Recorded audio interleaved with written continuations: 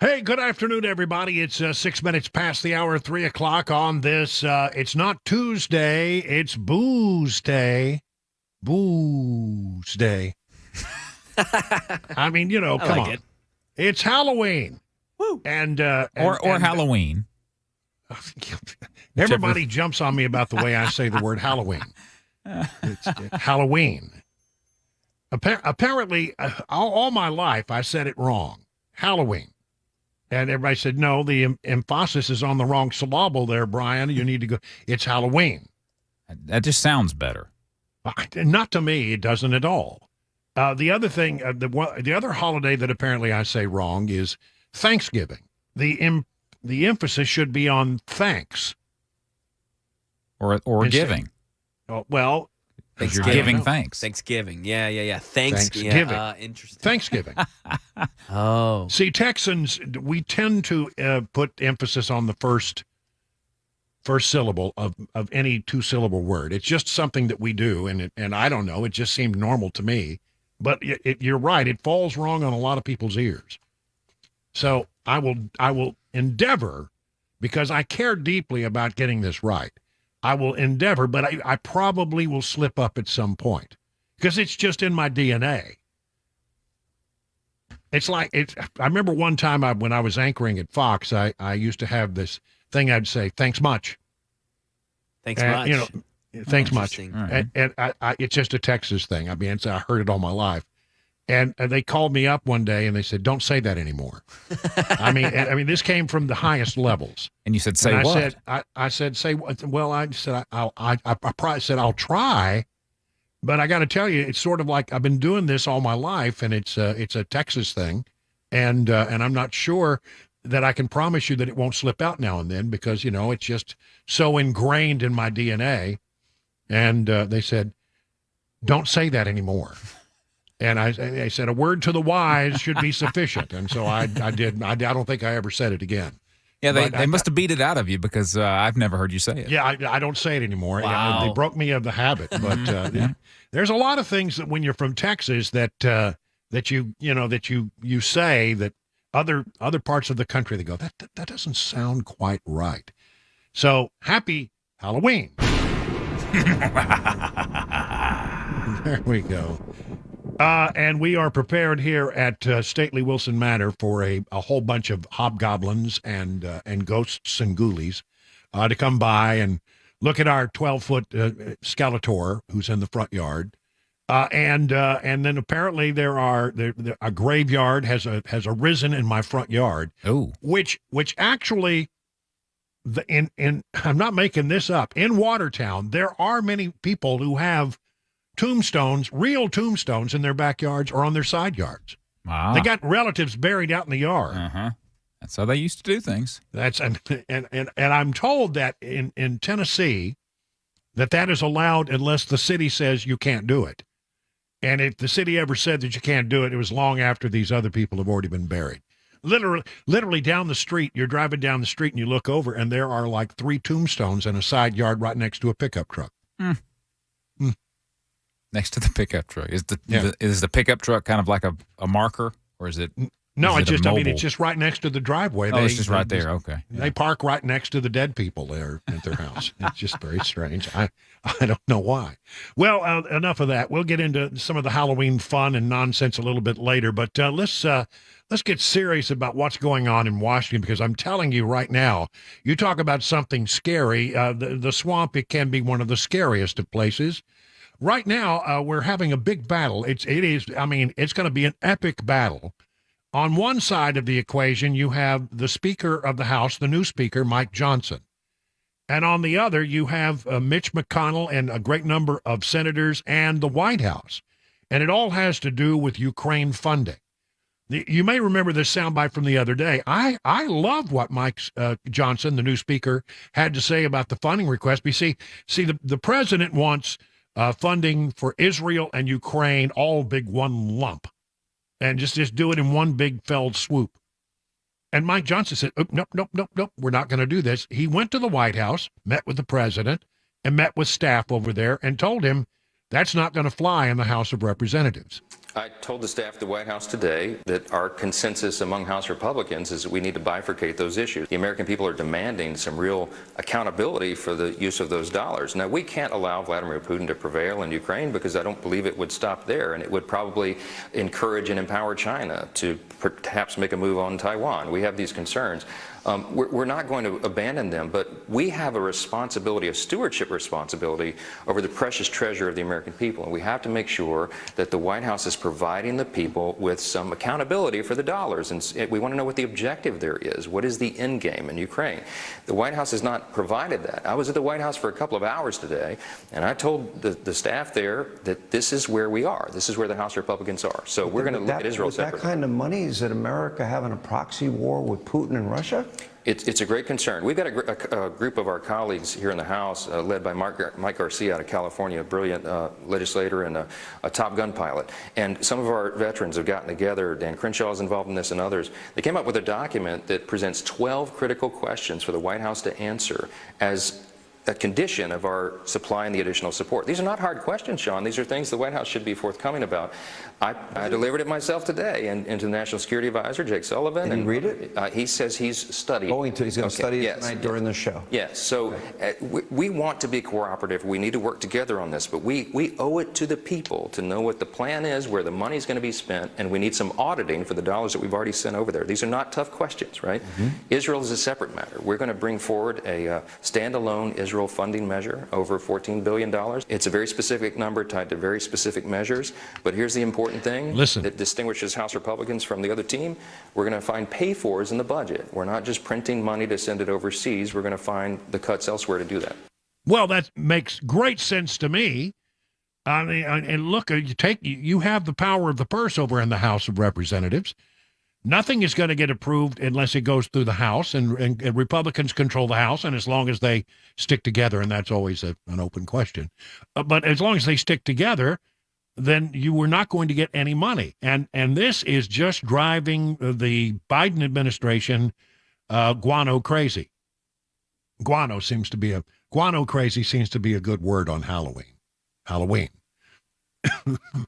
And so, yeah, I mean, they don't like it, but they're not alone. I mean, the Biden administration has the support of a great number of senators, including Senator Mitch McConnell, a Republican, from thehill.com. Johnson's Israel proposal runs into stiff Senate opposition. The effort to pass an emergency defense spending package through Congress is turning into a mess. Senators say that new Speaker Mike Johnson's demand to separate Israel funding from Ukraine and offset the $14.3 billion in Israel aid with cuts to the IRS budget isn't going anywhere in the Democrat-controlled Senate. It's uncertain whether Johnson can even get his controversial proposal passed through the House, where Republicans hold a slim 4-seat margin. I think he can get it through. Senate Foreign Relations Committee Chairman Ben Cardin declared the House Republican proposal to cut IRS funding to pay for aid to Israel dead on arrival in the Senate. It's a non-starter. It's a poison pill. Well, no, it's not a poison pill. I mean, a poison pill is something you add to a bill to make it unpalatable. Like Cardin, Senate Republican leader, well, I guess the part that they think is a poison pill is the IRS cutting. Like Cardin, Senate Republican leader Mitch McConnell and key Senate GOP defense hawks, such as Senators Lindsey Graham and Roger Wicker of Mississippi, don't favor splitting up President Biden's emergency funding request for Israel, Ukraine, and the Indo-Pacific. Wicker, the top Republican of the Senate Armed Services Committee and a member of McConnell's leadership team, told reporters Monday it would be the most prudent move to keep the two national security priorities tied together. I'm open to suggestion, but I think it's important that we do border, Ukraine, Israel, and give Taiwan what they need as well. So they want to do all of these things as just one big, old, massive bill. And I don't think that we should. I don't think we should. I like what Johnson is saying. He's saying, it's not that, let's separate these things because we're all in favor of Israel. I mean, I got this $14.3 billion bill that, I'm ready to push through but we're not going to do it without taking some cuts in spending. What a novel concept. What a radical idea to not just keep printing money and sending it overseas. So, I like that idea a lot. And I hope he holds his ground. And if you feel that way, then, let your senators know. And don't be afraid to let your congressman know that you agree with Mike Johnson's plan. So, yeah, I mean, the Senate may not like it, and Mitch McConnell may not like it, and the White House may not like it. I know there's a lot of support inside Congress for continuing Ukraine, but separate it out. That's all he's saying. Separate it out. Let's look at it independently, because in the House of Representatives, I get the feeling members of the House more directly connected to the constituents back home, and they know the constituents are getting a little tired of sending billions after billions after billions after billions to Ukraine with no accountability. Listen to this story. This is from Breitbart. A top advisor to Ukrainian President Volodymyr Zelensky has reportedly admitted that corruption is so rampant in the war-torn former Soviet state that officials are stealing like there's no tomorrow. Speaking anonymously to Time magazine, what is alleged to be a top presidential advisor to Zelensky said the Ukrainian government efforts to stamp out corruption have proved fruitless, given that they were implemented too late to have any impact. And that included the firing of the Minister of Defense. People are stealing like there's no tomorrow, the top advisor is said to have told the publication, saying that officials do not feel any fear of engaging in corruption because the firing of the defense minister and others took over 6 months after Zelensky was warned that the defense ministry was drowning in graft. Another advisor reported to have told the magazine that by the time Zelensky acted, it was too late. The report claims by officials that Zelensky's office has worked to stop giving the impression, at least, of corruption, working under what are described as strict directives to avoid the slightest perception of self-enrichment. Don't buy anything, don't take any vacations, sit at your desk, be quiet, and work. So, there we have it. I mean, if there is rampant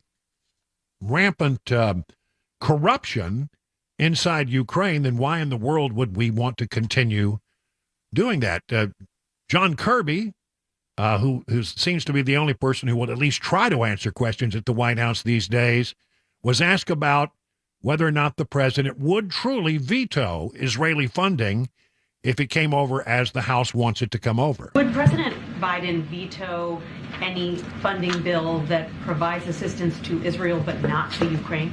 I don't have a specific reaction to speak to today. I think we've been very clear. Saw it in Crane's statement last night, how deeply concerning this House Republican bill is, and how it doesn't meet our national security needs. Well, okay, but it meets some of them, and then you can have another bill where we have a fair and open debate about Ukraine funding, and if you've got the support, okay, it'll go through too.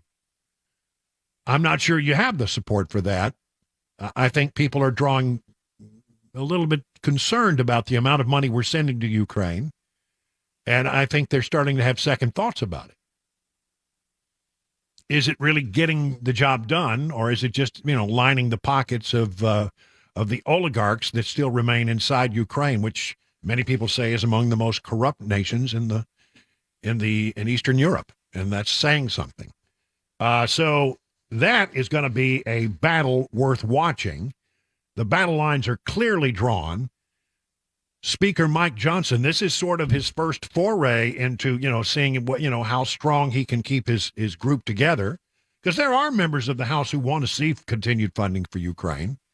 But will he succeed in making these things separate so that we can look at them individually and maybe even find some ways to pay for them without having to just continue printing money? In a moment, though, there's a big question about money that we send to help those Palestinians in Gaza, humanitarian aid. How much of it is ending up in the hands of Hamas?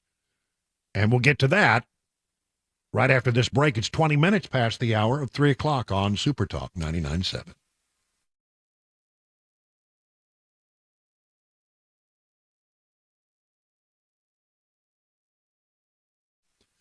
Let me tell you about the folks over at USS. When it comes to large home repairs, waterproofing, foundation repair, you see the cracking bricks, you see the doors that stick, you see windows and cracks in the walls. These can be a foundation problem, and quite frankly, you need a real expert. And the folks at USS, well, that's what they do. They are so good at this. They have over 25,000 satisfied residential customers.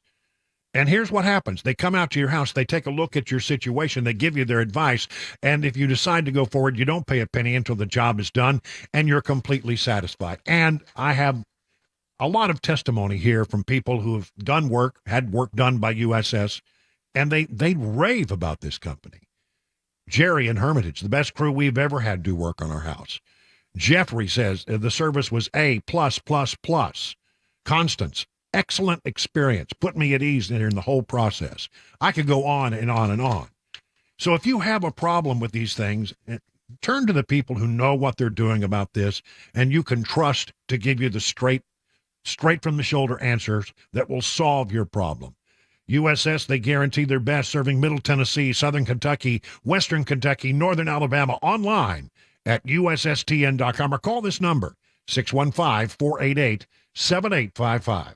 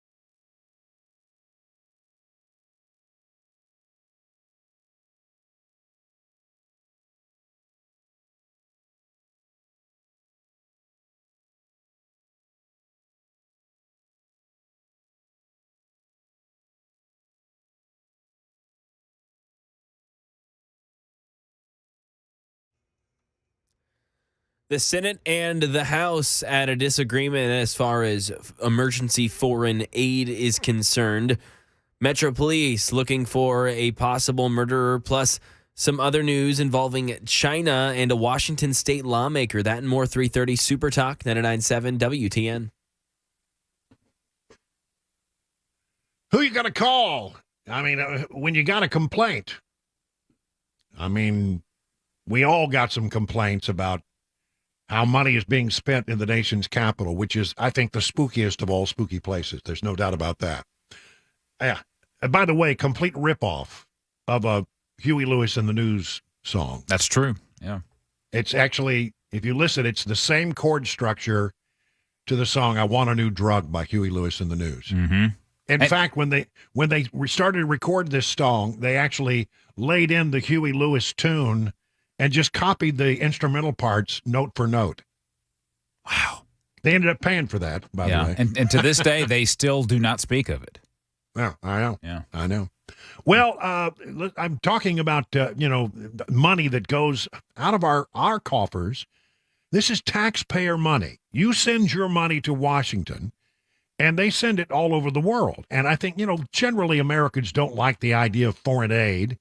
What do we get for it? But, that ship has sailed a long time ago because we send a lot of money a lot of different places, including humanitarian aid that was sent to Gaza and to the Palestinians. And today, our own Senator Hagerty, was asking the Secretary of State, can you be sure that some of the humanitarian aid and the money that we sent into Gaza didn't end up in the hands of Hamas and help fund the attacks against Israel? I think the question I'd like to ask is, can you guarantee us that no taxpayer money, no U.S. taxpayer money, went to fund the attack that Hamas delivered in Israel on October the 7th? That's a great question. Now, I want you to listen how the Secretary of State hems and haws and dodges and never gives him a direct answer. So we have, and we've had from day one, and we'll obviously get back to you in response to this letter, a robust monitoring, inspection, verification system for the assistance that goes to any international organization, and including. Can you guarantee, though, that U.S. taxpayer dollars didn't go to Hamas to help fund this attack on October the 7th? So everything that we're doing in terms of making sure that the assistance is used for purposes for which it's designated, not for other purposes. As I said, we have a robust system in place. That's twice. Can I share my concern, Mr. Secretary, to be more specific about this? In May of 2021, I traveled to Israel after the 11-day war. I met with Prime Minister Netanyahu with his national security advisor. They briefed me and my team on the fact that every humanitarian aid dollar, every foreign aid dollar that goes into Gaza is controlled by Hamas. They either direct it, they tax it, or they divert it. They even take pipes intended for the water system for civilians and turn those into rockets that are aimed at Israel. We've seen Hamas's own videos demonstrating this. So I'm going to come back and ask you, can you guarantee that U.S. taxpayer dollars weren't used in October 7th attack? What I can guarantee is that we take every possible precaution to ensure that these resources are not diverted. Well, 3 strikes and you're out. He didn't answer the question ever. Well, we take precautions. Okay, but can you guarantee? No, he wouldn't give you a guarantee. No, that's your Secretary of State. It came up in the White House briefing room again about humanitarian aid that goes to Hamas. I want to be very clear on this. We have seen no indication, none, that Hamas has gotten their hands on any of the humanitarian assistance that has gone in. None of it. Well, I mean, are you looking real close? Or do you choose not to look? I think it's a fair question. Here's a story that sort of goes against the grain. A group of leading House Republicans raising concern that millions of taxpayer dollars meant for foreign aid could be funneled to Hamas. The lawmakers sent a letter to the U.S. Agency for International Development and the federal agency that oversees the bulk of foreign aid and normally keeps watch on how its funding could be used for nefarious purposes. According to the records produced by the State Department in response to a Freedom of Information Act request, the State Department was concerned in 2021 about U.S. assistance falling into the hands of Hamas. So there you have that. I think that these concerns are well placed. And maybe it is time we have a little look at how this money goes out and how we account for it when it lands on the other side, in Ukraine, in Israel, and definitely money that gets sent into places like Gaza for alleged humanitarian aid that doesn't seem to actually result in any humanitarian aid. 30 minutes past the hour.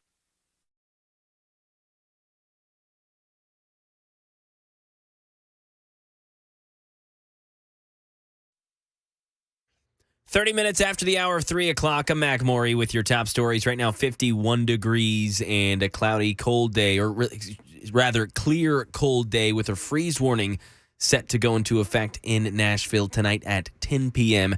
Traffic and a weather forecast coming up in 5 minutes. There's bipartisan agreement among leaders in the Senate that lawmakers should pass a large package of emergency foreign aid, including support for Ukraine. That as the House prepares to pass a funding bill for Israel alone that Democrats reject as partisan. Stephen Portnoy has the latest. The House bill offering aid for Israel but taking the funding away from the IRS would land with a thud in the Senate. The bottom line is it's not a serious proposal. Top Senate Democrat Chuck Schumer says he supports the president's request to bundle aid for Israel with funding for Ukraine, Taiwan, and border security. And Schumer's GOP counterpart Mitch McConnell says he agrees in concept. McConnell says he appreciates that House Republicans might disagree. But in order to make a law, it has to pass both bodies and be signed by the president. And 66 trucks entered Gaza over the last 24 hours, filled with humanitarian assistance from the United States, including food, water, and medicine. Right now in Nashville, Metro Police ask that you keep an eye out for a black SUV similar to a Jeep Compass. It was seen speeding towards I-24 from the scene of a shooting at a MAPCO on Harding Place. It happened around 9:30 this morning. A man suffered what's described as critical injuries, and now homicide detectives are investigating leads and asking that anyone with information share it to officials. And Hong Kong has reportedly dismissed gun charges against a Washington state lawmaker. Here's Alex Stone. Washington State Senator Jeff Wilson said he totally forgot he had a revolver in his carry-on bag when he flew from Portland, Oregon to San Francisco and then to Hong Kong. Mid-flight to China, he says he realized he had the gun and notified Hong Kong Customs when he arrived. He said the TSA did not catch the gun in Portland. Now Wilson says he acknowledges his responsibility and gun possession charges have been dismissed by a Chinese court. The Republican had been detained in Hong Kong for having an unregistered gun in China. His office says his passport has been returned to him and he's resuming a family trip to Asia. And that is the latest news. Weather and traffic next. I'm Mac Maury, WTN News.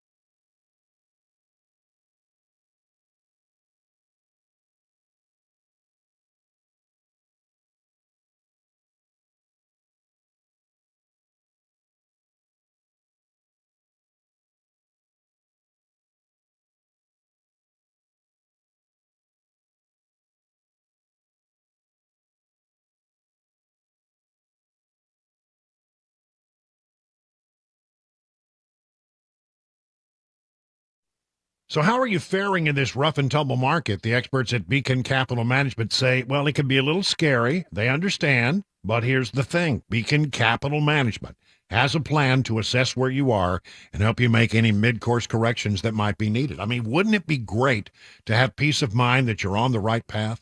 Beacon can provide you that reassurance, and it starts with a simple phone call. I'm going to give you this number several times. Be sure you write it down as we go through this spot here. 615-488-9303.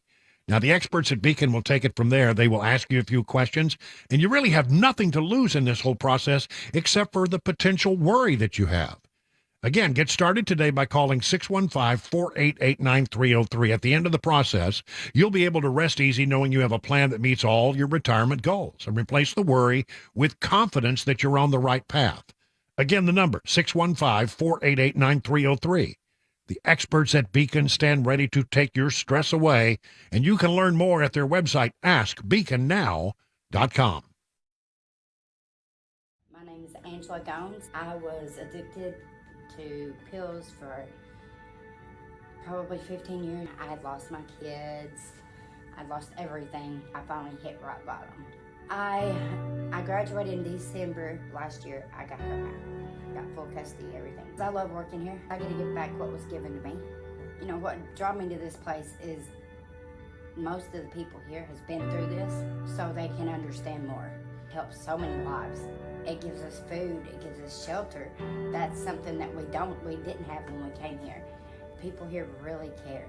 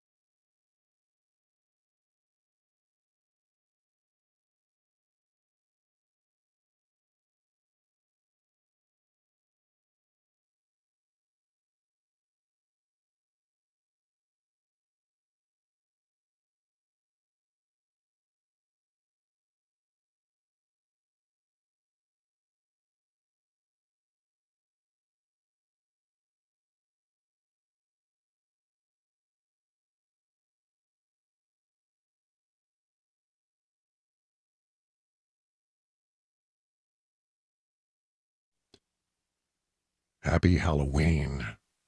It's 38 minutes now past the hour. Chris has prepared the appropriate Halloween music for today so we can all get into the mood. Halloween is fun. I used to really go out all, big for the kids and do crazy things like one year I put a pumpkin on a table and I put a little guitar amplifier underneath the table, covered up with the tablecloth so you couldn't see it, hooked it up to a wireless microphone, and the kids would come to the door, and I would go, "What do you want, little kid?" Like that. And I had a little reverb on it, so it sounded spooky. Yeah. And they say, "We want candy." And I would sneak up behind them because I had a wireless mic, and I'd go, "Well, look behind you now!" And and you know what? They loved it. And one year I got real busy and didn't get a chance to do anything like that. And they were really disappointed. I felt really bad about it. Oh, yeah. Because, the kids love that kind of stuff. They look forward to it, for sure. Yeah. Yeah. I'm just a big kid myself. I mean, even though I'm older than dirt, I still love doing this kind of stuff. So today I was working on the appropriate Halloween music that one hears when you approach Stately Wilson Manor to get your candy.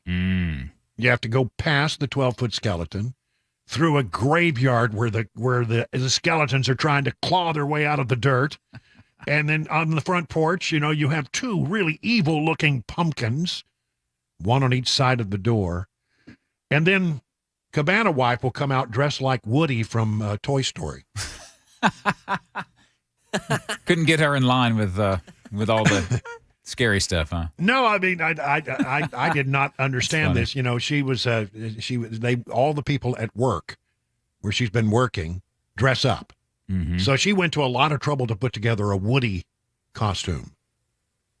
I'm sure it's probably like authentic looking. Yeah. It was, and she has, she had a vest and a little hat and spurs. She has spurs. And does she have a snake in her boot? I don't think there's any snakes in her boot, but she's got a little badge and she in a gingham checked shirt, which I Nice. thought was pretty cute. Yeah. So anyway, she will greet them, and she's gonna be out there. And then I got toccata and fugue in D minor, Ooh, that's a good one. which is da da da da da da da da da da.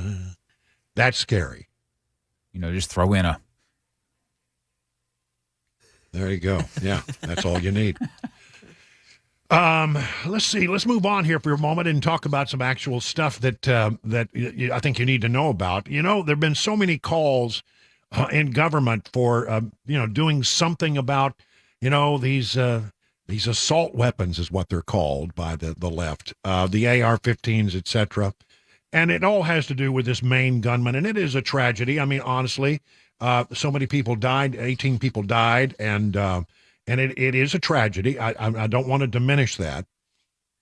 But the thing that I keep coming back to in cases like this, in the Covenant shooting, in the Waffle House shooting that we had here, and then, now the shooting in Maine, it seems like there's always a mental health, or many times there's a mental health component to this where the person was just, guano crazy, and nobody seem to be willing to do anything about it. I have a story here from the Associated Press, which, by the way, has been doing some pretty good reporting. I love the fact that they send somebody out there and they don't just leave the day after. They stay and they actually dig in and try to find out a little something about what happened behind the scenes. And there's a story here about this man who committed these atrocities. And I'm just going to read a lot of it because, this is the kind of thing that I think is very helpful and trying to understand how we might solve these problems. 5 months before the deadliest mass shootings in Maine's history, the gunman's family alerted the local sheriff that they were becoming concerned about his deteriorating mental health while he had access to firearms. After the alert, the Sagadohawk County Sheriff's Office reached out to officials at Robert Card's Army Reserve Unit, which assured deputies that they would speak to Card and make sure he got medical attention. So the family called the police, and the sheriff's office, and the sheriff's office called his reserve unit and said, we're concerned about this guy. The family's concern about Card's mental health dated back to early this year, before the sheriff's office was contacted in May, marking the earliest in a string of interactions that police had with the 40-year-old firearms instructor before he marched into a Lewiston bowling alley and a bar last Wednesday, killing 18 people and wounding 13 others. Card underwent a mental health evaluation last summer after accusing soldiers of calling him a pedophile, shoving one, and then locking himself in a room during training in New York. A bulletin sent to police shortly after last week's attack said Card had been committed to a mental health facility for 2 weeks after hearing voices and threatening to shoot up a military base. That right there, that part right there, it's one thing to say that you've been hearing voices and, you're crazy, but when you couple that with an actual threat of violence, then that's when the flag should have gone up. That's when something should have been done. Documents released from the sheriff on Monday gave the most detailed timeline yet of other warning signs and failed efforts to stop the gunman months before he killed. Months. There were all kinds of signs. September 15th, the sheriff deputy was sent to visit Card's home for a wellness check at the request of the reserve unit after a soldier said he was afraid Card was going to snap and commit a mass shooting. Again, another warning. Because he was hearing voices, the deputy went to Card's trailer but could not find him, nor the next day on a return visit. The sheriff's department then sent out a statewide alert for help in locating Card with a warning that he was known to be armed and dangerous and that officers should use extreme caution. They knew about this guy. By the time Card's reserve unit had grown sufficiently concerned that it had decided to take away his military-issued firearms, the sheriff's office was told. Army spokesperson Lieutenant Colonel Ruth Castro confirmed that account, adding that Card was also declared non-deployable and that multiple attempts were made to contact him. According to the deputy report, after visiting Card's home, he reached out to the reserve's unit commander, who assured him the Army was trying to get treatment for Card. The commander also said he thought it best to let Card have a little time to himself. Bad choice. The deputy then reached out to Card's brother. The brother said he had put Card's firearms in a gun safe in the family farm and would work with their father to move the gun somewhere else and make sure that Card couldn't get other firearms. Authorities recovered a multitude of weapons while searching for Card after the shooting and believe he had legally purchased them, including a Ruger, a rifle found in his car, a Smith & Wesson rifle, and a Smith & Wesson .40 caliber handgun were with his body at the time it was found. Authorities have not said whether they believe Card planned the October 25th rampage in advance. Nearly 3 months ago, he tried and failed to acquire a device used to quiet gunshots, a silencer.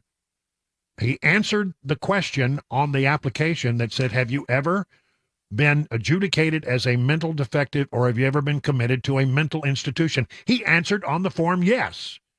And they said, well, we can't sell you the silencer then. Card was polite when notified of the denial, mentioned something about the military and said he would come right back after consulting his lawyer. Investigators are facing increasing public scrutiny and still searching for a motive for the massacre, but have increasingly focused on Card's mental health history. Well, not enough. This is the problem. That here is somebody that everybody was aware of was going off the deep end.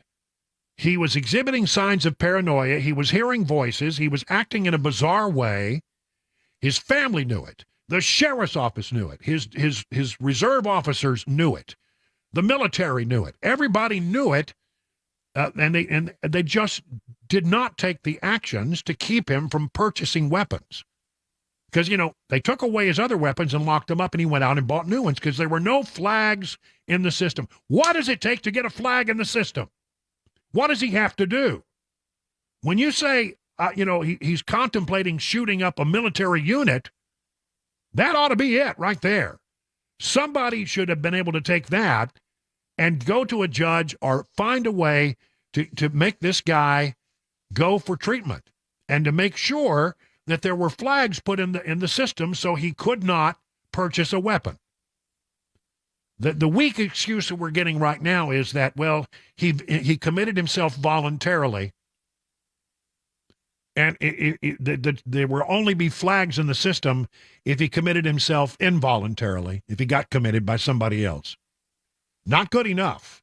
Not good enough. Everybody says, well, we need more laws. We need more restrictions. No, that's not what we need. What we need is somebody to understand that when people are exhibiting these kinds of signs, and everybody he encountered knew it. Everyone around him knew it, but nobody took the appropriate action. And this is angering, because now, every time this happens, people say, well, we need to reduce these guns. We need to take these guns off the street. We need to have an assault weapons ban. That's Joe Biden's big deal. Wants an assault weapon ban. What we really need is to enforce the laws and to make sure that there are procedures in place that will allow somebody to bring this to attention of law enforcement and have them put a flag in the background check system, the NCIS. That's all. That's what you got to do. And we're just not doing it. To some degree, this is what happened at Covenant. To a great degree, this is exactly what happened at the Waffle House shooting.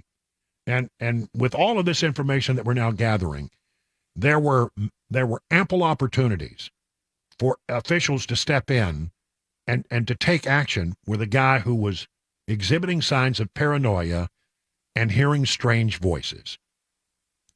This is the element that we need to focus on. That's what we need, not putting restrictions on law-abiding citizens, but making sure that people who are can harm themselves or others, because he did both. He did both. 50 minutes past the hour now.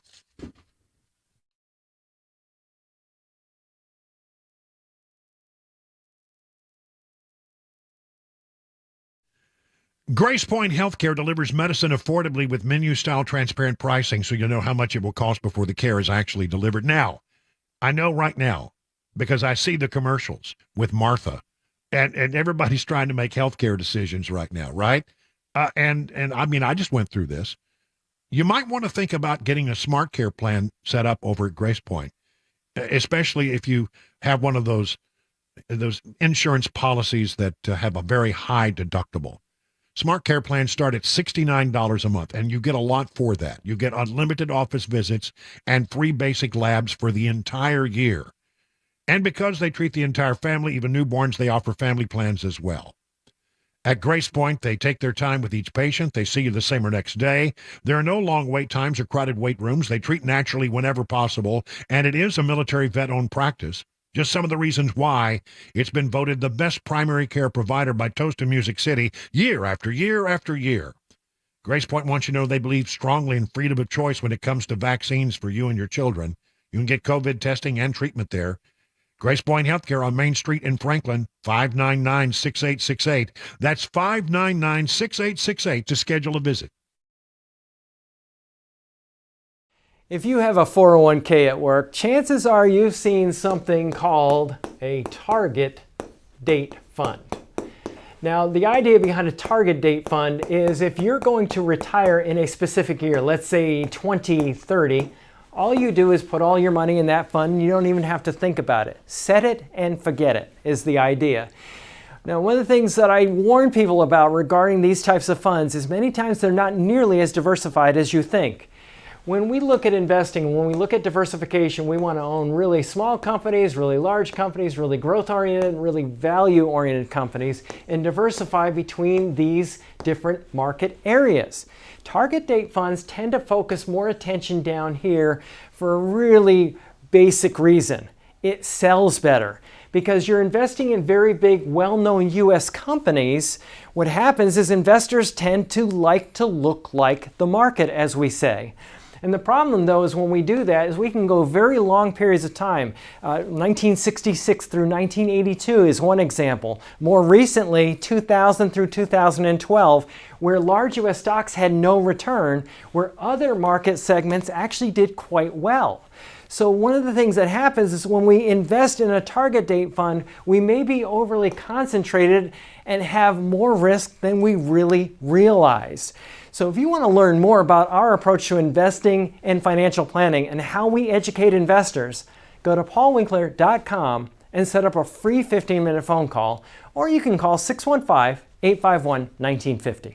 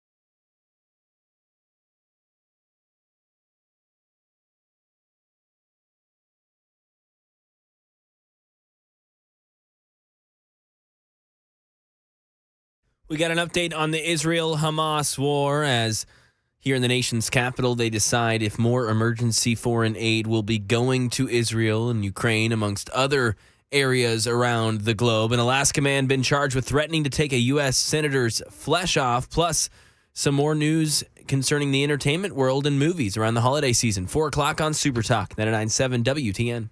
Well, let's take a look at the markets if we could. Dow Jones Industrial's up 123 points, S&P up 26, NASDAQ up 61, but it is a losing streak for the month as we wrap things up in October. Standing by with more on what is driving the market and what they're looking for as the week progresses, John Maxon from Beacon Capital Management. Hello, John. Hello, Brian. Yeah, it unfortunately ended a three-month losing streak for the S&P. That's the first we've had since March of 2020, but it was good to see the market up today. You know, one of the biggest contributing factors, and this is something we're going to want to watch in particular tomorrow, is the Fed's continued communication of a stricter interest policy for longer. Of course, they're trying to cool inflation without pushing the economy into a recession. We've seen 11 rate hikes since 2022, and inflation has certainly come down. That's the good news, but it's still higher than they'd like. It's affecting consumer confidence, which came out today at a 5-month low. So the Fed speaks tomorrow at 2 o'clock Eastern to give us an update on what their rate outlook is moving forward. So the market's going to be paying close attention. All right. Thank you very much, John. Learn more about all the things they can do for you over at Beacon Capital Management by going to their website, askbeaconnow.com. 58 minutes past the hour.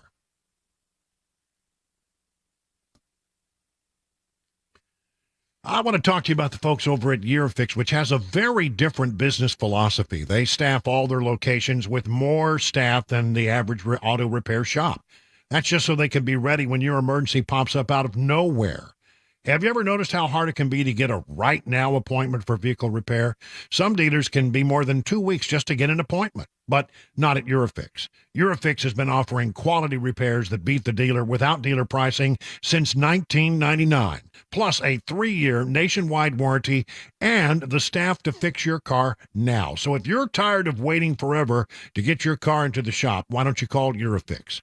Owner Aaron Stokes says, "We will never be too busy for our customers. We are here to take their pain away and take it away now." Eurofix repairs all European cars, and Eurofix says yes to speedy repairs when others can't or won't. Family owned for 24 years. Call this number, 844-EUROFIX, or visit myEurofix.com. That's myEurofix.com.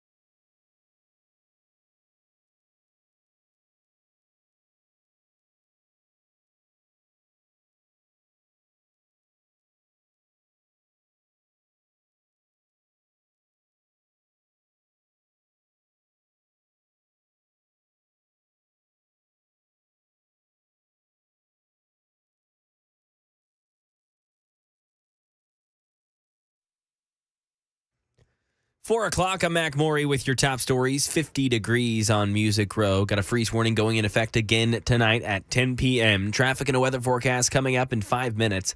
As the ongoing ground offensive in Gaza continues today, White House National Security spokesman John Kirby says a few dozen additional trucks of aid were able to enter the Rafah crossing overnight, bringing some desperately needed aid into Gaza. Karen Travers. The White House said Tuesday that 66 trucks carrying food, water, and medicine made their way into Gaza over the last 24 hours. But National Security spokesman John Kirby said there is one critical thing missing: fuel.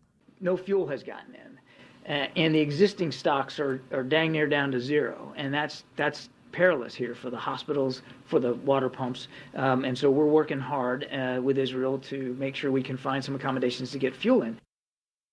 And right now, there are some specific Republican House members who are against any more aid going to Ukraine.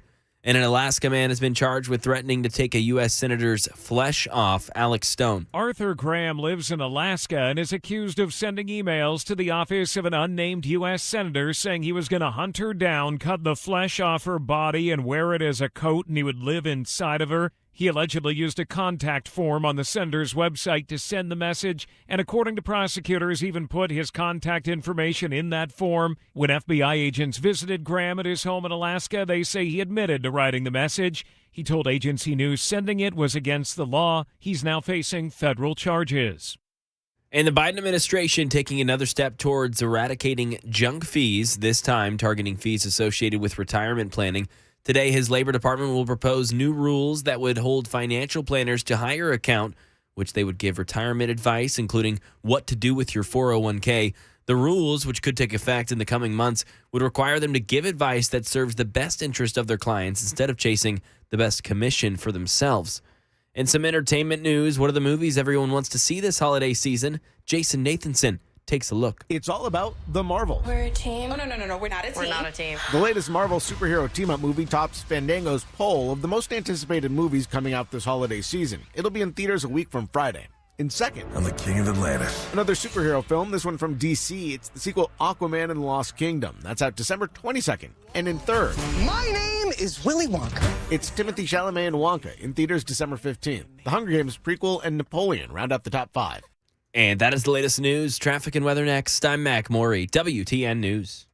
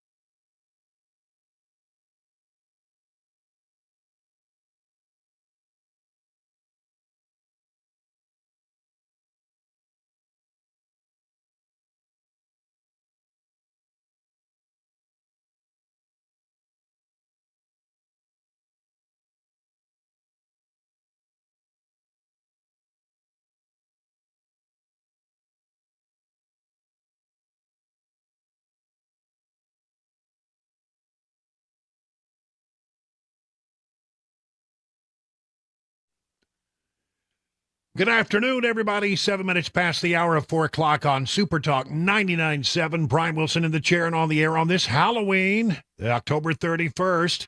Do you have candy? Don't go home without a bag of candy. Yeah, you want to see some treats, tricks. If you don't have the treats, you don't want to do that. You don't want the tricks. No. That's definitely right. So and I'm going to be honest with you. I think all the good candy's probably gone now. So you're going to end up with little bags of candy corn or something like that, and it's just, I don't know. If you want the good stuff, you'll have to go to another house, right? That's right. That's right. Well, anyway, it is Halloween, so be careful out there, especially when you're driving home and you get into the neighborhoods, because it gets dark, fairly early now. Yep. I think next weekend we go to daylight savings. We get rid of daylight savings time. Is it? I thought it was this weekend. It's not this weekend. That's what I meant. This coming weekend. Yeah. Sunday morning, I guess it would be. Yeah. Sunday morning. So what you got to do is you got to set your clock and your set an alarm to get up at 2 a.m. and then move your clock back. We're going to fall back. Yeah. Move it back and then go back to sleep. Make sure you turn off the alarm or else it'll go off again at 2 a.m. the next time it hits it. So wait, are we going to gain an hour? No, we're falling. Don't ask me to explain this. Nobody understands this. Dang it. I know that in the spring we spring forward, and in the fall we fall back. So this is. I guess you gain an hour. Yes, you gain an hour. Technically, yes. Sweet. More sleep. I'm ready for them to just change it to 1. I think daylight savings time ought to be daylight saving time ought to be the 1, and then just leave it alone. It's never going to happen. It's never going to happen. I don't know why. But it seems like to me, the back and forth is what everybody hates. Anyway, Halloween, and then on Halloween, and then. Even when you try to say it right, you still sound like you're not saying it right. I know. I'm sorry. All right, let's get into some stuff talk about Halloween scary. This is far more terrifying than anything that might show up on your doorstep tonight. I'm telling you, this is scary stuff. A new News Nation Decision Desk poll finds that many Americans fear that the fighting in the Middle East may lead to terror attacks on U.S. soil. The poll comes at a time when new figures show the apprehensions of people at the border who happen to be on the FBI's terrorist watch list continue to tick up. During fiscal year 2023, 169 people. That's 169 people that were on the terror watch list were caught by the Border Patrol. 169 were caught. Importantly, people in the FBI's database have not necessarily been convicted of terrorism-related crimes, but the database flags them because it means the government needs to take a look at their cases more closely. National Security Specialist Charles Marino says the porous border could undermine American security. We need borders. We need strong borders. We need immigration enforcement. We're removing the hardest step for these terrorists. They're able to make it easy. The easiest way into the country is through our southern border. So, this was very much on the minds of people in Washington today because the FBI director testified before members of the Senate about the danger that can happen when people come across the border who we don't know anything about. And by the way, they'll tell you that it comes to around 600,000 last fiscal year, which ended on October 1st. But when you add the previous years, the number probably comes to somewhere like 1.7 million people that we don't know anything about. The gotaways came across the border, and we don't know anything about them. Now, it is a concern of the FBI that what has happened in the Mideast might cause some kind of terror attacks here on the homeland. Apparently, there have been attempted attacks by Iranian affiliates already in the United States. Haven't heard about it, but here's what Christopher Wray, the director of the FBI, says. As the world's largest state sponsor of terrorism, the Iranians, for instance, have directly or by hiring criminals mounted assassination attempts against dissidents and high-ranking current and former U.S. government officials, including right here on American soil. And along those lines, Hezbollah, Iran's primary strategic partner, has a history of seeding operatives and infrastructure, obtaining money and weapons, and spying in this country going back years. And Wray goes on to say that he cannot rule out the possibility of an attack right now when tensions are so high. But as I said a few moments ago, on top of the homegrown violent extremist and domestic violent extremist threat, we also cannot and do not discount the possibility that Hamas or another foreign terrorist organization may exploit the current conflict to conduct attacks here on our own soil. We have kept our sights on Hamas and have multiple ongoing investigations into individuals affiliated with that foreign terrorist organization. And then Senator Ron Johnson, at the same hearing, questions the Director of Homeland Security, Mayorkas, about how many people got across the border that might have been on the terrorist watch list that we don't know anything about. Do you have any estimate of that? I mean, it's the key question, right? And, boy, you're going to start hearing some hemming and hawing by these officials in the Biden administration. They don't want to answer this question. How many people has this administration let in by encountering, processing, dispersing, or that have come in as a known or unknown gotaway? What approximately? I don't need an exact number. So what do we got? Senator, let me say. I need numbers. Again, don't filibuster me. How many people has this administration led into the country? Let me say at the outset that our job would be a lot easier if the broken immigration system was No, fixed. Mr. Secretary, I want a number. How many people have you led into this country? I should also okay, comment. I'll give you the number. It's about 6 million. 6 million total, he thinks, have come into the country. A lot of people think it's more like 8. Some have even said higher, maybe 10 million people when you include the gotaways, the people we don't know anything about. In the White House briefing room, the question was asked of John Kirby. Does the fact that the border is open give you heartburn that people who don't have our best interest at stake would come into this country and carry out terrorism attacks? Boy, again, although Kirby is probably the best communicator on the White House staff, he comes never around to answering the question directly. The FBI director said today, the ongoing war in the Middle East has raised the threat of an attack against Americans in the United States to a whole nother level. Has the White House considered the possibility that a terrorist could be in the country right now after crossing the southern border? Peter, we are always concerned about the potential presence on U.S. soil of terrorists coming from overseas. That's something we're always worried about. But there was this bulletin last week. The CBP in San Diego said militants associated with the Israel-Hamas war may be potentially encountered at the southwest You're talking border. about the San Diego. Yeah. And is there any heartburn around here? 600,000 known gotaways just in the last fiscal year. Yeah. Is there any heartburn about leaving the border in such a condition that one of those 600,000 could be a terrorist? So let me just break this down for you just a little bit here. First of all, I can't speak to this intelligence report that was leaked to the media. I wouldn't do that. I can tell you that we are constantly monitoring as best we can all ports of entry to the country for the potential arrival of anybody who might wish us harm.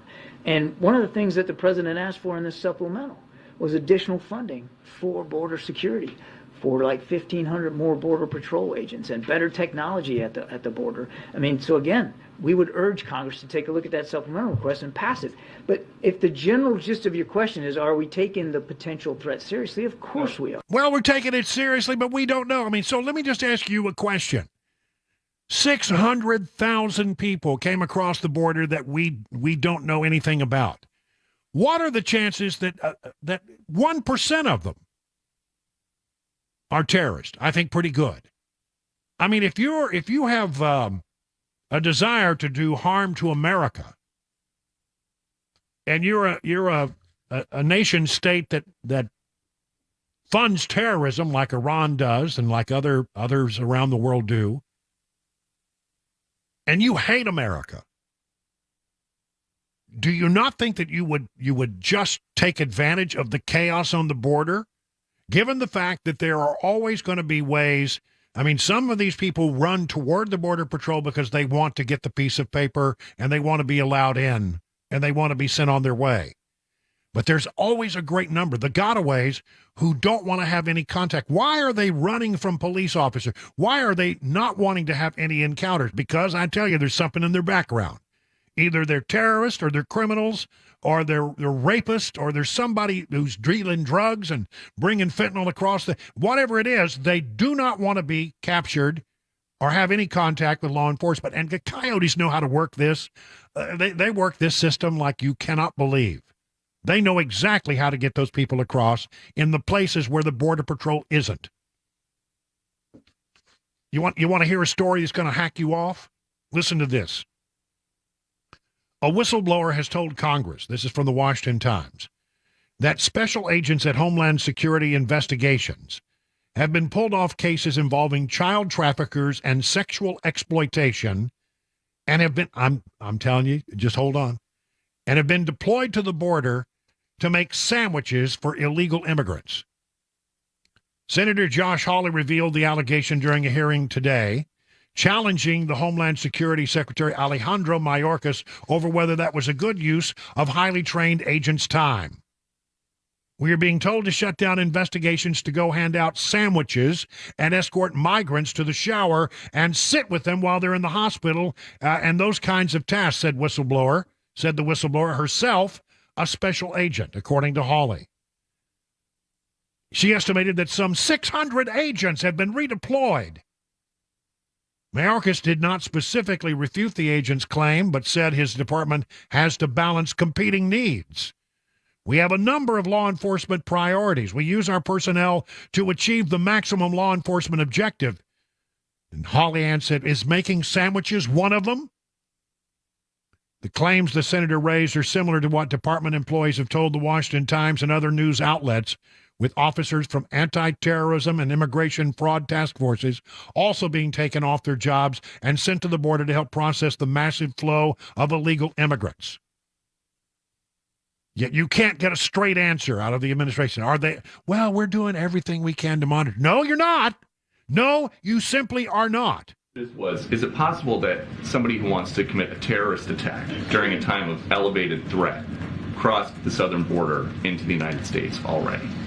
I couldn't possibly answer that question, Peter. All I can do is tell you that we have remained vigilant to that potential threat. Yeah, right. Okay.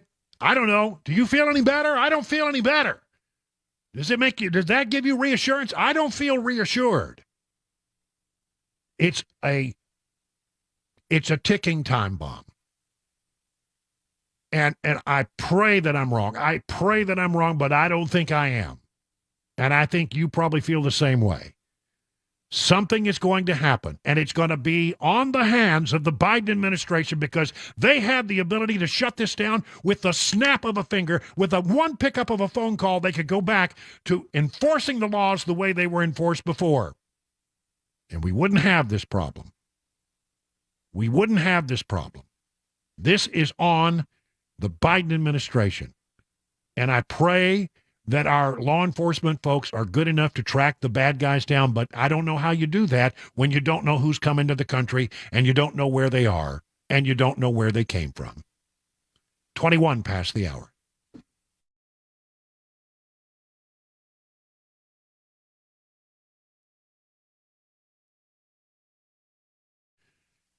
Let me tell you about the folks over at Busy Bee, because you know what? It's going to be cold tonight. It's going to be down below freezing in the area. And is your heater working okay? Did you wake up this morning and you could see your breath in the house? Well, that's not a good sign. Listen, just call the number I would call, 615-775-7833. And the folks over at Busy Bee will buzz right over to your hive, and they'll get you up and running as soon as they possibly can. You really probably need to have a system where you get some preventative maintenance on your air conditioning, your HVAC, and your plumbing. Become a member of the Beehive Club. Starts as little as $99. You'll get 3 maintenance services, one aimed at heating, one aimed at cooling, one aimed at plumbing. No overtime charges 24/7, 10% off all repairs. Busy Bee Plumbing, Heating, and Cooling is your official Rude Pro partner. So for satisfaction guaranteed, call Busy Bee Plumbing, Heating, and Cooling at 775-7833. Again, that's 615-775-7833, online at busybhvac.com.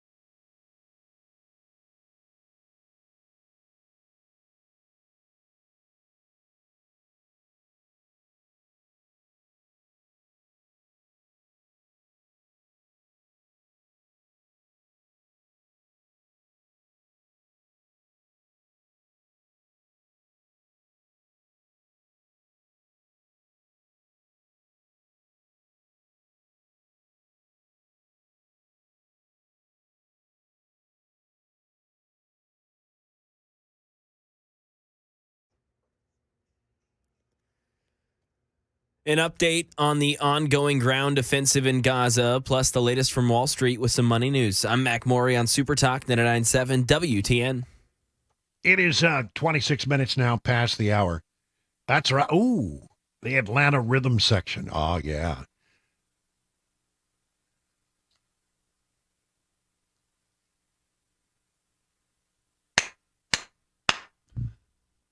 Yeah. I think there's some great guitar playing on that cut. I mean, I'm telling you, it's about as good as it gets. Hey, you know, I know I got a little wound up in these segments about the border and security and the concerns and the lack of answers from federal officials. This just drives me crazy because I believe that first and foremost, we have a responsibility in when you're in government. The prime responsibility that one has is to make sure that, you know, that people are safe. You know, public safety, national security. These aren't just throwaway words. This is what we count on our government to do. And when you have policies in place that keep the borders open and people can just wander through willy-nilly, and there's a lot of people out there who don't like us and don't like what we stand for, who want to do us harm, they're going to take advantage of a situation like that. And government is failing us by not trying to shut that down in a way that makes our country more safe. It's not that they're not trying, it's that they, you can have all of the law enforcement people in the world working on trying to prevent an attack, but you've got to shut down the source of the attack, and that is a wide open border that anybody can walk through. Same goes, in local news as well, because the number one job of a city and a city government to whom you pay your taxes is public safety. I mean, you want to know that, when times are rough or when you're in trouble, that you can hit 911 and somebody's going to come, right? You want to know that the police are going to be there. You want to know that the fire department and the ambulance are going to arrive if you need them. Public safety. And you also have a responsibility to conduct a city in a way that keeps dangerous people off the streets. People who want to do harm to you or others. From WKRN, despite an apparent spike in homicides in October, preliminary data shows the number of homicides in Nashville and Davidson County just slightly under the number reported the same time last year. As of October 28th, there had been 94 homicides reported in Davidson County, over a dozen more than at the start of the month. I mean, 12 in 1 month, but 2 less than that time last year. So, okay, we're doing a little better than last year, but still, do you think? I think 90 homicides is a little high. The weekly report prepared by the Metro Nashville Police Department Crime Analysis Section provides data on all Part 1 offenses, including homicide, rape, robbery, aggravated assault, burglary, larceny, motor vehicle theft, and arson. Okay, you say, well, Brian, homicides, can you really prevent them? Because, what we know is that, they say, well, homicide, that's generally an act of passion. Well, I can tell you this, that if you talk to criminologists and you talk to statisticians who look at this stuff, they will tell you that the key to getting homicide rate to go down is to make sure that violent criminals who've exhibited violence on the streets in other ways are taken off the street before they can commit a murder. If they committed a robbery and they had a gun, that's a violent crime. If they committed a rape, that's a violent crime. If they committed some kind of action in which somebody was hurt, that's a violent crime. And if you work hard to take people who commit violent crimes and you get them off the street, you get them behind bars, you put them before a jury of their peers, and you get a conviction and send those people to jail, I promise you, 1,000%, because there's a lot of evidence that will show this is true, you'll see that murder rate go down. We hear people say, we got to do something about the murder rate. We got to do something about the murder rate. Put violent people behind bars. 90 homicides. A lot of other crime stats that while the homicide may be a little low, they have gone up.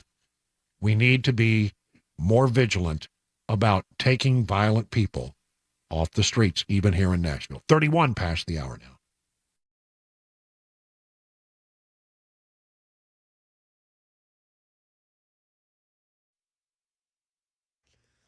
4:31, I'm Mac Maury with your top stories. Currently 49 degrees, and that number is going to get smaller and smaller as the night goes on. Freeze warning going into effect tonight in Middle Tennessee, 10 p.m. It'll stay in effect until 10 a.m. Full weather forecast, latest traffic report on the way in 5 minutes.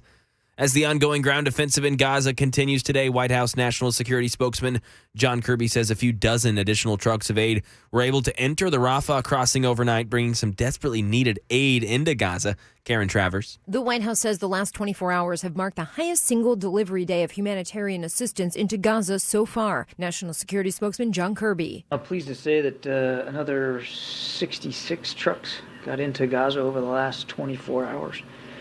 With life-saving humanitarian assistance, including food, water, and medicine. Still, Kirby said that volume is a, quote, trickle compared to what needs to get in, and said the U.S. will continue working to facilitate more aid getting to those who need it most. And today, in that Israel-Hamas war, a massive blast hit Gaza's largest refugee camp. Now over to the Money News, Daria Albinger. Stocks scared up some momentum for Halloween. The Dow rose 124 points. The Nasdaq added 62 for the session, and the S&P rose 27. The last day of the month may have been a bit of a treat, but October was a spooky one for the markets, especially the S&P, which closed the books on the month with its worst losing streak in years. We aren't feeling so confident about the economy lately. The Conference Board's latest index fell to 102.6 this month, down from 104.3 in September. It's a measure of Americans' assessment of current economic conditions based in large part on consumer spending and their look ahead for the next 6 months. Anheuser-Busch InBev says its global profits were offset by a big drop in North American sales the third quarter, mainly over a controversial promotion, a commemorative can featuring a transgender influencer. And that is the latest news, traffic, and weather on the way. I'm Mac Morey, WTN News.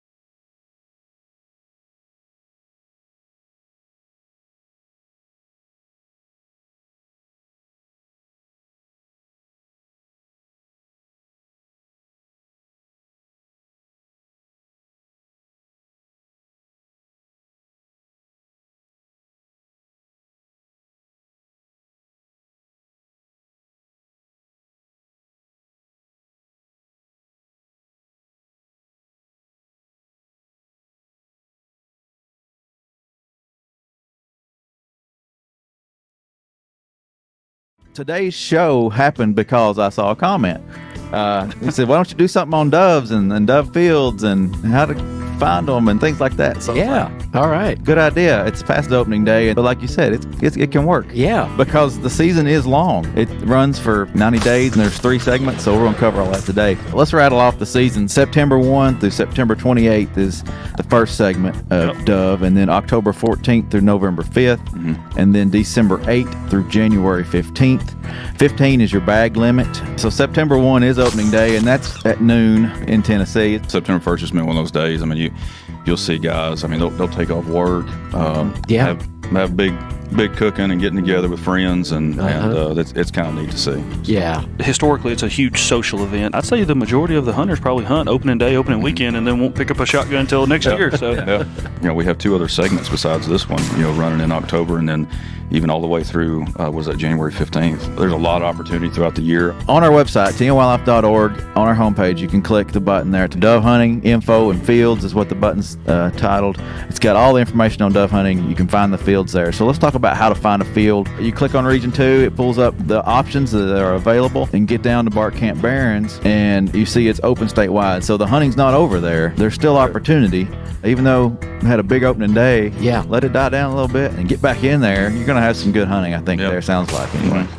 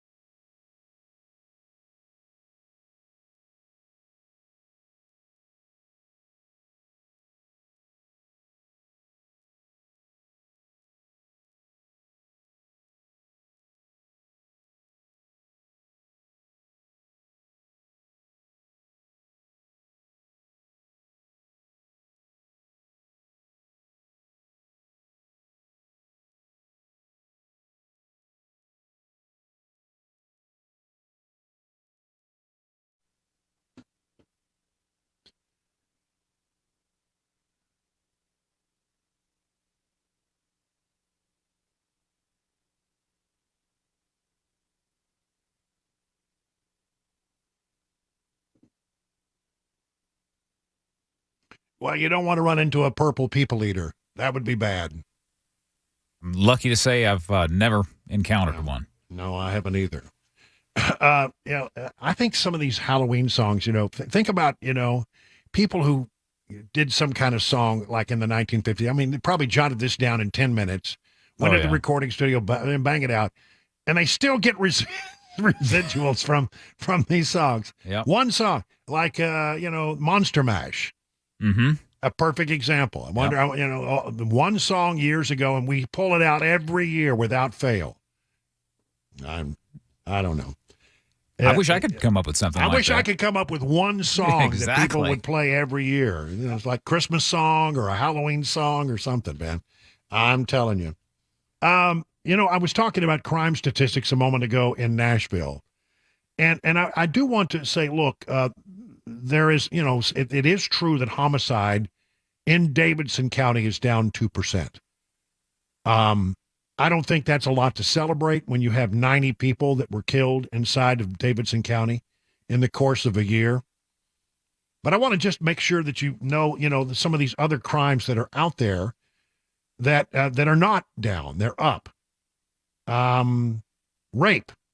There were 459 rapes reported in Davidson County. That's up 2.6%. Aggravated assaults, up slightly, but listen to how many there were. 5,842 aggravated assaults.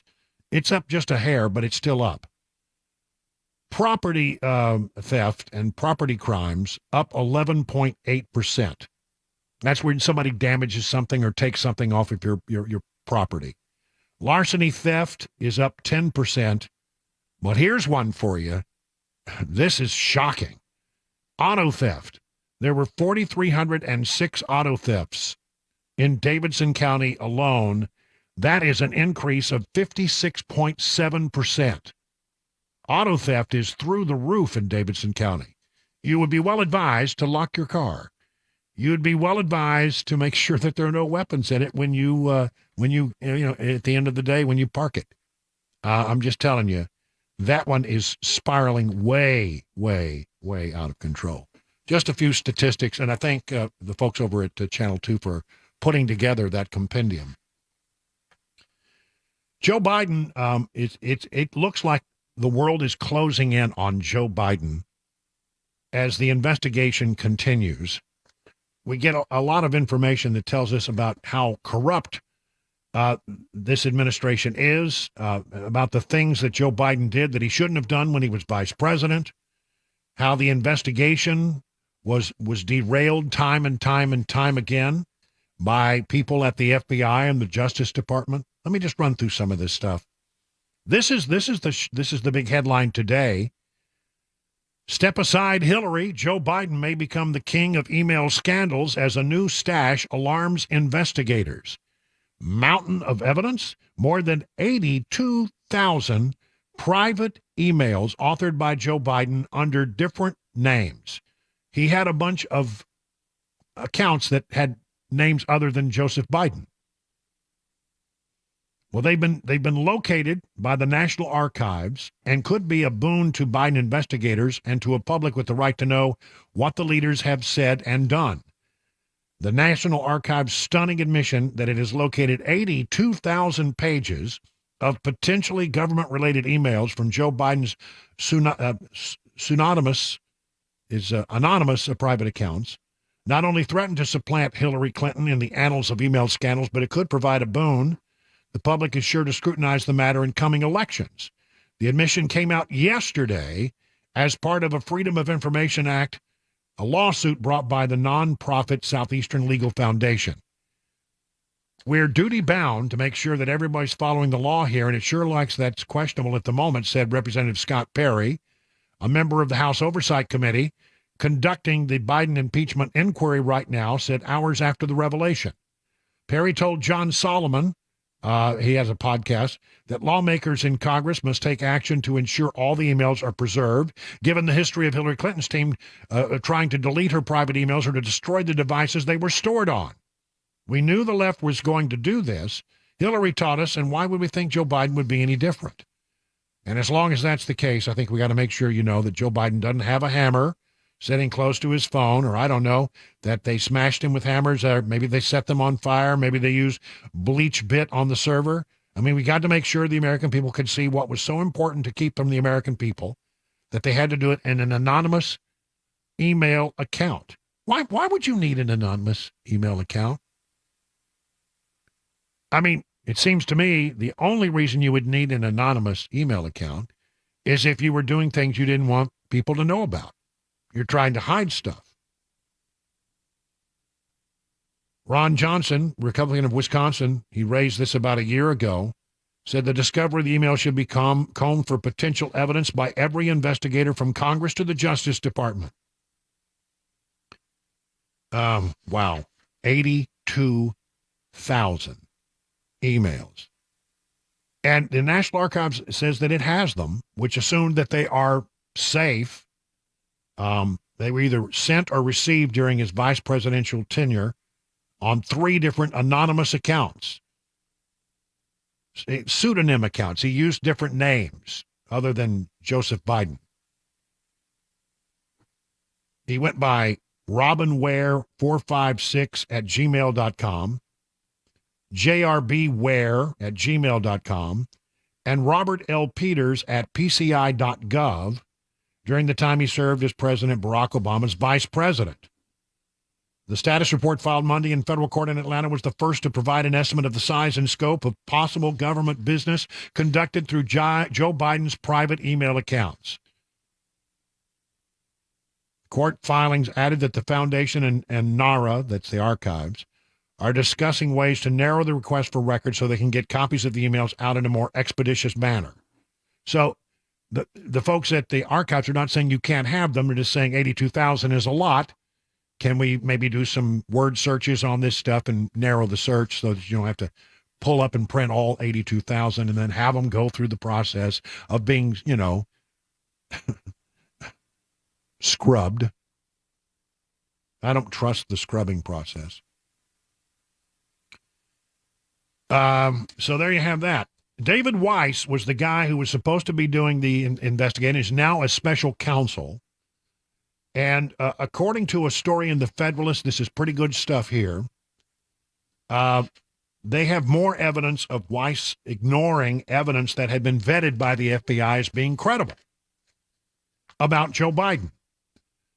Delaware U.S. Attorney Office received a detailed briefing that established the FD 1023, that's the special form the FBI had, implicating Hunter and Joe Biden in a Ukrainian bribery scandal, was not Russian disinformation, as what sourced to Rudy Giuliani, according to transcribed interview of former Pittsburgh U.S. Attorney Scott Brady. Yet the Delaware U.S. Attorney's Office seemingly ignored the work undertaken by the Pittsburgh office and acted with willful blindness to the evidence implicating the now president and his son. Last Monday, this guy Brady, again, former Pittsburgh U.S. Attorney Scott Brady, set for a transcribed interview before the House Judiciary Committee. Over the course of some 6 hours of questioning, the committee elicited testimony revealing the Pittsburgh office diligence in tackling the task given by former Attorney General William Barr to screen evidence presented to the Department of Justice related to Ukraine.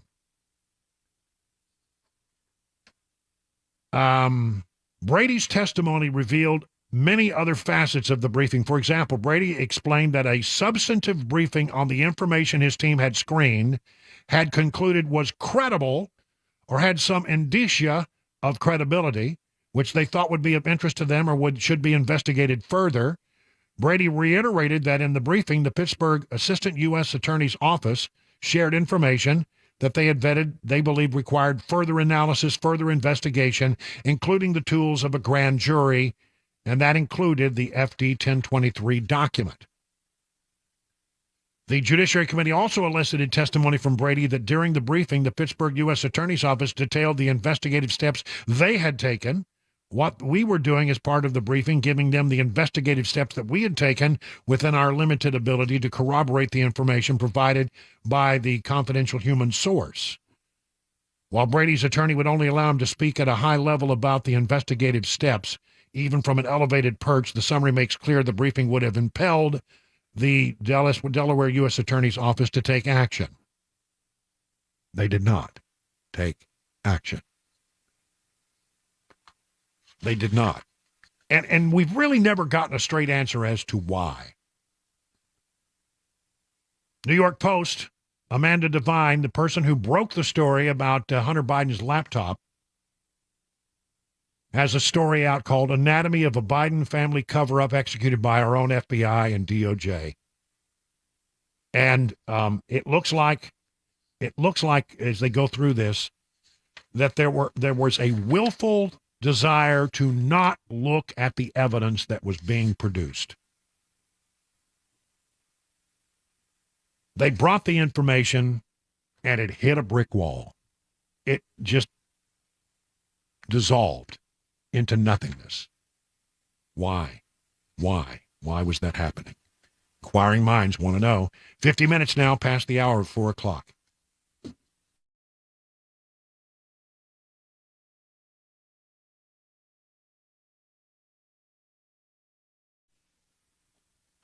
Let me tell you about the Wellness Institute of Nashville. Dr. Kevin Mitchell at the Wellness Institute is thankful for you, and to celebrate the month of Thanksgiving, which is coming up starting tomorrow, the Wellness Institute of Nashville for the month of November is taking the 2023 special to a new level. 2 patient appointments, 2, count them, 2, for $23. That's 2 exam x-rays, 2 treatments for you, your spouse, friend, family member. Appointments must be booked together, but what a deal that is. That's right. You come in, they'll do an assessment of you. They'll look at your x-rays. You'll have a consultation and an exam by the doc. He'll come up with a therapy plan for you, and you get your first treatment. That's all $23 for 2 people. Now, look, if you're looking for a good deal, this is it. If you or someone else in your life has any tingling, numbness, weakness, back pain, disc tingling, numbness, back pain, disc bulging, disc herniation, spinal stenosis, this is the time where you should take advantage and go see Dr. Kevin Mitchell at the Wellness Institute of Nashville. Learn about all the things they can do with this remarkable therapy known as non-surgical spinal decompression. If you're losing quality of life, you're not able to do routine things because you have back pain or knee pain, take advantage of the Wellness Institute's 2 new patient exam x-rays treatment for $23. As always, it starts with a phone call to make an appointment. Here it is, 615-246-5009. Again, 615-246-5009. Learn more at painisbad.com. If you have a 401k at work, chances are you've seen something called a target date fund. Now, the idea behind a target date fund is if you're going to retire in a specific year, let's say 2030, all you do is put all your money in that fund. You don't even have to think about it. Set it and forget it is the idea. Now, one of the things that I warn people about regarding these types of funds is many times they're not nearly as diversified as you think. When we look at investing, when we look at diversification, we want to own really small companies, really large companies, really growth-oriented, really value-oriented companies, and diversify between these different market areas. Target date funds tend to focus more attention down here for a really basic reason. It sells better. Because you're investing in very big, well-known U.S. companies, what happens is investors tend to like to look like the market, as we say. And the problem, though, is when we do that is we can go very long periods of time. 1966 through 1982 is one example. More recently, 2000 through 2012, where large U.S. stocks had no return, where other market segments actually did quite well. So one of the things that happens is when we invest in a target date fund, we may be overly concentrated and have more risk than we really realize. So if you want to learn more about our approach to investing and financial planning and how we educate investors, go to paulwinkler.com and set up a free 15-minute phone call, or you can call 615-851-1950.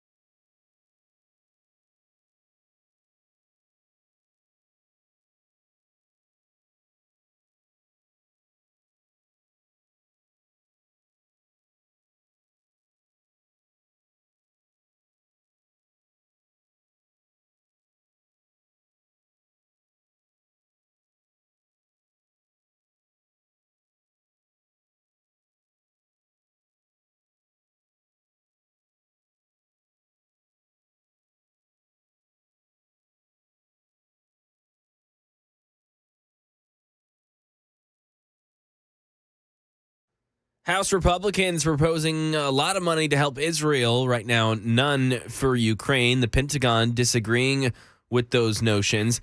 And a White House has unveiled a plan to end junk fees. Plus, wanted suspect ran into a Metro police car this morning. A police chase ensued. We'll tell you how it ended right here, 5 o'clock on Super Talk 99.7 WTN. Fugue in D minor. This is what will be playing out front of my house tonight. It is very ominous, isn't it? It is, yeah. Something bad's going to happen. Yeah, and it builds to a great crescendo here.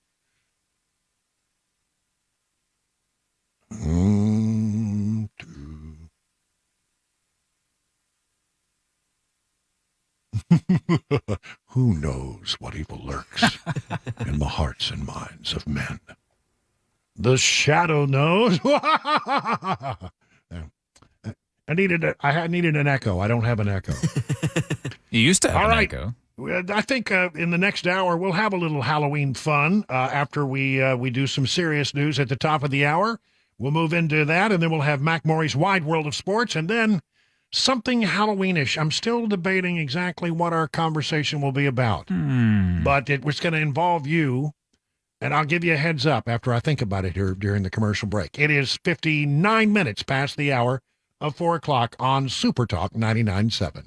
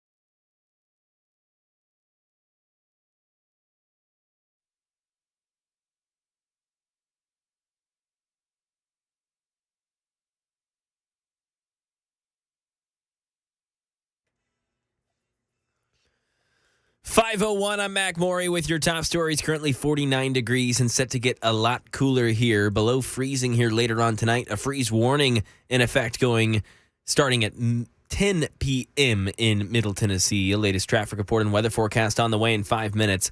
Starting in the nation's capital, House Republicans proposing far more money to help Israel and none for Ukraine. The Pentagon insists that is not what they're asking for. Andy Field has the latest from Washington. The more than $14 billion Republicans proposed spending on Israel defense is $4 billion more than the Pentagon wanted. We're requesting $10.6 billion to help Israel defend itself, $44.4 billion to help Ukraine continue to defend itself. Pentagon spokesman Brigadier General Pat Ryder insisting the continued Ukraine aid is critical to making sure Russian troops do not overrun that country and end democracy there. And as far as aid to Gaza, 66 trucks entered Gaza over the last 24 hours, filled with humanitarian assistance from the U.S. including food, water, and medicine. And in that war, a massive blast hit Gaza's largest refugee camp today. And staying in the nation's capital, the White House unveiled its plan to end junk fees on retirement investments. Andy Field tells us those fees could cost you tens of thousands of dollars. The president says many Americans don't realize they've been ripped off with junk fees until it's too late. People are tired of being played for suckers. The president says that often happens with annuities and other retirement investment plans. The fine print can be filled with hidden fees. So he's proposing rules that would prevent brokers from steering clients to high commission but often lower gain investments. And right now in Tennessee, a wanted suspect ran into a Metro police car this morning. This led to a full-on chase. It began near Tusculum Road in South Nashville, and it ended on I-65 around Fern Avenue. Spike strips had to be deployed, and a man and a woman were then taken into custody. The woman was injured. She's expected to recover. And in that vehicle, a mother dog and her 5 puppies were also found in the car. They are expected to be okay. And Halloween is here today with so many kids and families taking the streets, going door to door for all that candy. Channel 4's Jordan James takes a look at what's being done in Mount Juliet to keep everyone safe. Here in Mount Juliet, preparations are well underway, and officials tell me they have one goal in mind, and that's to keep everyone safe. Ahead of the holiday, the police department made arrangements to triple their staff to ensure that they are more visible while folks are trick-or-treating. They also release reminders to parents about accompanying their children, checking their candy, and wearing reflective clothing to practice roadway safety, things that they say can make a huge difference. And Mount Juliet police are also going to be handing out reflective bracelets to prevent any children from getting hit by cars. And in Nashville, police have made it clear that there will be a zero-tolerance policy for any pranks or criminal behavior. And a couple of tips for the fun night from MNPD. An adult should accompany young children during the trick-or-treating, and they're telling you to tell your kids to stay together in familiar and well-lit areas, and to keep costume children away from pets because that pet may not recognize the child and become frightened or react in a vicious manner. That is the latest news, traffic, and weather on the way. I'm Mac Morey, WTN News.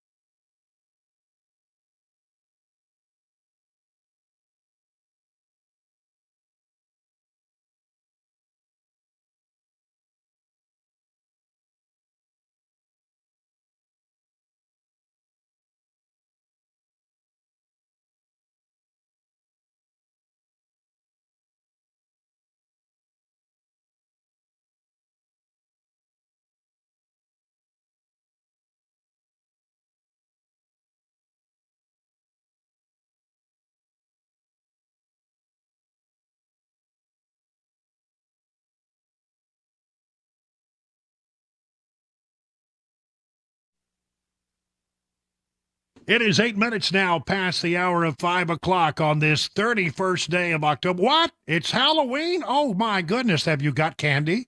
Are you ready for the ghoulies and the goblins and all of the scary little creatures that show up on your front porch? Ooh, I am. And I can probably guess there's a very high chance that some of the ghouls and goblins that show up are going to get a lot of those Whoppers. Because I have a mixed bag of candy and well, I mean, I don't like Whoppers. And so, you know, there may have been some nibbling. There may have been some early forays into the bag. And, you know, a lot of the Kit Kats and the Hershey bars and are gone. And there's a lot of Whoppers left. So I hope that, I don't like Whoppers. I did get some reaction yesterday when we talked about this on the text line. Apparently there are some fans of Whoppers out there. So all hope is not lost. Maybe you'll make someone's day. I was being asked, specifically by Cabana Wife this morning, what is it you got against Whoppers? I don't like malted milk balls. I just don't like them. I used to like them, I think, when I was younger, but I've given them a chance randomly here and there, and I don't care for them anymore. I'll tell you, you're in for the Whoppers. Yeah, hand really? them over. Well, yeah. There may be a little package coming your way before long, I can assure you. Because there ain't going to be no Whoppers consumed by this boy, I can promise you that. So she was asking me about that. To me, if it's round and chocolate, it needs to be a Milk Dud. Yeah, now those I can get with. That's quality candy right there, the Milk Dud. Got to be careful when you can lose fillings out, man. That's what I'm saying. Well, I'm married to a dental hygienist, so I'm that's it. And so, the kids will be coming to the door tonight, and we've got, it's a spooky setting that we have. We have, of course, the 12-foot skeleton that's out on the street. The watchful right out there eye. on the, and the eyes kind of follow you around as you walk. It's sort of scary. And then we have a graveyard. You have to walk through the graveyard to get to the front door. And there are skeletons that seem to be climbing out of the yard. And then we have this it's a very scary pumpkin. And it glows eerily. And we have two of those on the front porch, on each side of the door. And the door has a sort of a festive fall collage in an archway that goes across the front door. Yeah. I mean, Cabana Wife, when she starts something, it's, I went out there and I said, what are you doing? You're cutting chicken wire, What's this crap? What are you doing with the chicken wire? I don't understand. Can I come back an hour later? And it's magnificent. It's just fantastic. So anyway, by the way, this Halloween, we got a real treat this morning. Yeah. Even before we're starting out. We have we have a Grogu update, Grogu. That's right. Middle Tennessee's best known French Bulldog. We have big Grogu news. First of all, I haven't played her theme song in a long time. This dog is going to be a mommy. It's official now, huh? It's official now because we went to the vet this morning and paid for an ultrasound. A doggy ultrasound. I apparently, yeah. Who knew that there was a bulldog ultrasound device? But there is, and we at this point, it's hard to know how many puppies there will be. But I guess they're real tiny at this point. They're very tiny, and it's hard with the ultrasound to see everything in there, a very small area. But I was told 2, maybe 3 puppies. Ooh, nice. Now, that's maybe awesome. more, but at least 2. At least 2. Maybe 3 or more. So I mean, we won't know, and now it's going to be a surprise when it happens. We'll find out when we find out. We can't tell anything about whether they're boys or girls or any of that. Right. But no, she is with child or children. And this happens pretty With quickly puppies. with dogs, right? So you're expecting them not to how long from now? Well, we're a month into the process, and it happens in 60 days. I mean, whoa, oh wow, yeah, dogs don't mess around with this kind of thing. Oh wow, I'm learning a tremendous amount about bulldog animal husbandry. I mean, more than you can ever imagine that you would want to know. I won't bore you with all the details, but we have learned a lot And no, we think that by Thanksgiving or Thanksgiving, we'll have puppies. That is We'll exciting. be raising puppies all the way through Christmas and all of that. Yeah, just don't say it like that. Don't say we'll be having puppies for Thanksgiving. That sounds like you're eating them. No, I imagine they're delicious, but no, that's not what I'm thinking. No, it was a joke. It was a bad joke. No, and we just love this little dog, and so we wanted to do puppies, and I actually, to be honest with you, I've gotten some criticism for it. People have jumped on me. Well, you should have gotten a pound dog. Well, no, listen, this is the one time in my life I've never had a dog I always had male dogs when I was growing up. And never had puppies, and so I really want to have puppies, and I want to have that experience. And we are going to just be over the moon excited when these puppies arrive, because this little dog. It's funny how these little dogs can just worm their way into your heart. They really do. Now, this dog, quite frankly, has been challenging at times. She loves to tear things up, but since she got about 2 years old, she sort of settled into being a good, non-destructive dog. She matured, and she's just a sweetheart. She's just a doll baby. And we just, our whole lives are sort of, is really centered around doting on this silly bulldog. And she's not very smart. I mean, I'm sorry. A lot of people say, why do you say such a hateful thing about your dog? Well, she's just not very bright, but she's sweet. She means well. And she's cute as a button. So we can't wait to see the little puppies. Probably Daddy was a similar color, a cream color. So Daddy was named Bocephus. Mm-hmm. But we think we'll get probably a cream, and if there's 2 or 3, maybe even there's some possibilities of a blue. Blue? I don't know how this works. Again, the science is way above my head, but I've never seen a blue dog. What is that, like the gray? It's sort of a darkish gray blue. Yeah, they're beautiful. Gotcha. So I didn't realize this until recently, that French bulldogs can either have pointy or rounded ears. Mm-hmm. And I didn't know that. I didn't know there was 2 different. How do you know? I don't know. I know that's new on me. I mean, our dog has, I would say they're not rounded. They're sort of pointed. Yeah.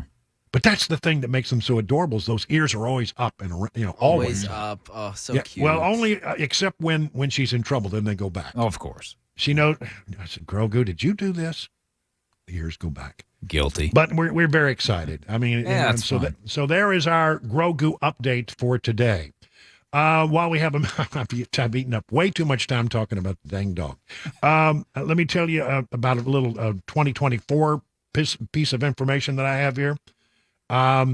According to the guy who does the polstering for Trump campaign, he believes that Trump is heading to a landslide. Former President Donald Trump has his biggest primary lead yet, 47 points over Governor Ron DeSantis and former United Nations Ambassador Nikki Haley, both stuck at 8%. That's a big hill to climb if you want to be the nominee. Most Republican voters, 76%, say they want to end the GOP debates and have the focus turned to Trump versus President Joe Biden. Trump has one of the widest leads yet over Biden, 48-43, according to the former president's pollster. That's right. If the election were held today, this guy's name is, it's over at McLaughlin and Associates. They say that he would defeat Biden by about 5 points. A majority view the presidency of Joe Biden as a disaster. A sizable majority believe that politics has played a role in the Justice Department's targeting of Trump, and 56% believe it was Biden who sicked the dogs on his rival. By nearly 2-to-1, voters feel justice and the IRS are giving Biden and his family special treatment. And this is not just Republican voters. This is all voters. 2-to-1 believe that the Justice Department and the IRS are giving Biden and his family special treatment while dropping the hammer on the president's enemies. If the election were held today, says John McLaughlin, it would be a Trump landslide. In their latest survey, brothers John and Jim McLaughlin found growing voter anger over how the economy, politics, and foreign affairs have soured since Biden took office. And despite the president's best efforts to spin his Bidenomics in a I can't even say it. He's trying to spin Bidenomics as a positive. Oh, I can't do it. In a positive light. We had predicted that Joe Biden would fail and there would be buyer's remorse among the voters, but never predicted Biden would fail this badly and catastrophically, said John McLaughlin. Almost all voters say the country is on the wrong track. 2 in 3 say the economy is getting worse. 4 in 5 have been negatively impacted by inflation. Almost half can't afford basic necessities. Half of Americans say they're struggling to put basic necessities and to purchase them. Immigration, crime, national security concerns are hurting Biden. And then there's the Biden family corruption charges. And so, I mean, it really, according to this, let me just run through this poll. It's 48% for Trump, 43% for Biden. But when you look at where this is, you have leaners, you have people who would probably vote for Trump, and you have people that would definitely vote for Trump. You add that up and it comes to 48, but 4% lean, 7% say probably, 37% say definitely they're going to vote for Trump. On the other side of the equation, 4% lean toward Biden, 9 say, well, I'll probably vote for him. 31% say they will definitely vote for him. It comes to 43. So 48 to 43, a 5-point lead. That would be, if those numbers are accurate, and remember, this is the former president's pollster, so, you got to take that into account. Right now, only 9% say they are undecided. Now, there's a lot of complications. A lot of things could happen. We could have independent, we have RFK running as an independent. We may have others running as independents, and that could change these numbers. But, I mean, there's a little doubt that the guy who's got the mo right now is the former president of the United States, Donald Trump Jr. It is now 20 minutes past the hour of 5 o'clock.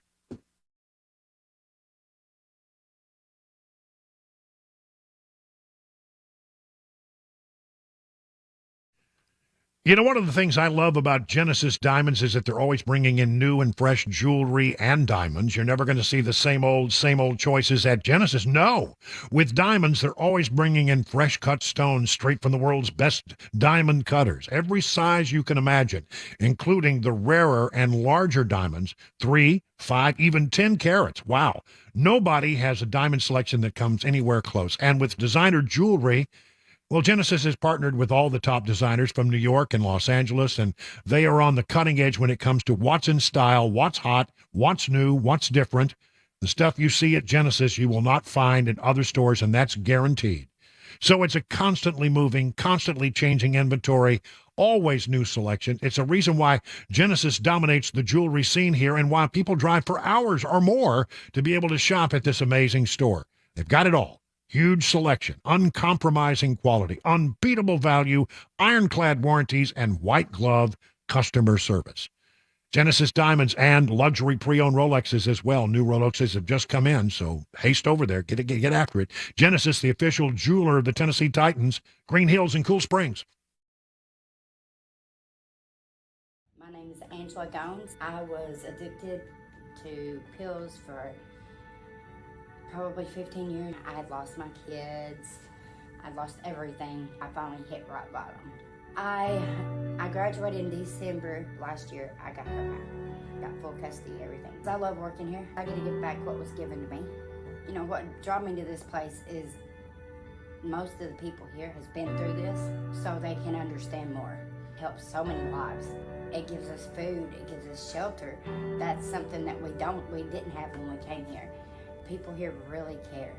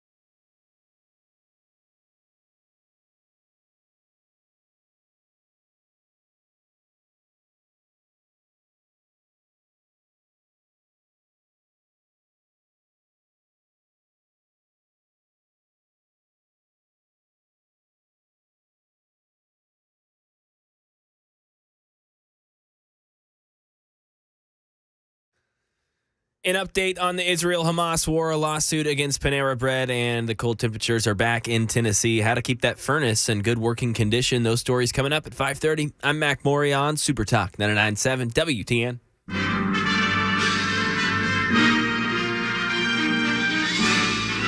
Spanning the globe to bring you the constant variety of sport, the thrill of victory, and the agony of defeat. That's right. It's time for Mac Maury's Wide World of Sports. And now here is the host of your show. You love him. You can't live without him. It's the one, the only Mac Maury. Who left the doors Got a open? werewolf in the... Oh, what's chasing me? Oh, no. Wow. The show has gone to the dogs, is what it sounds like.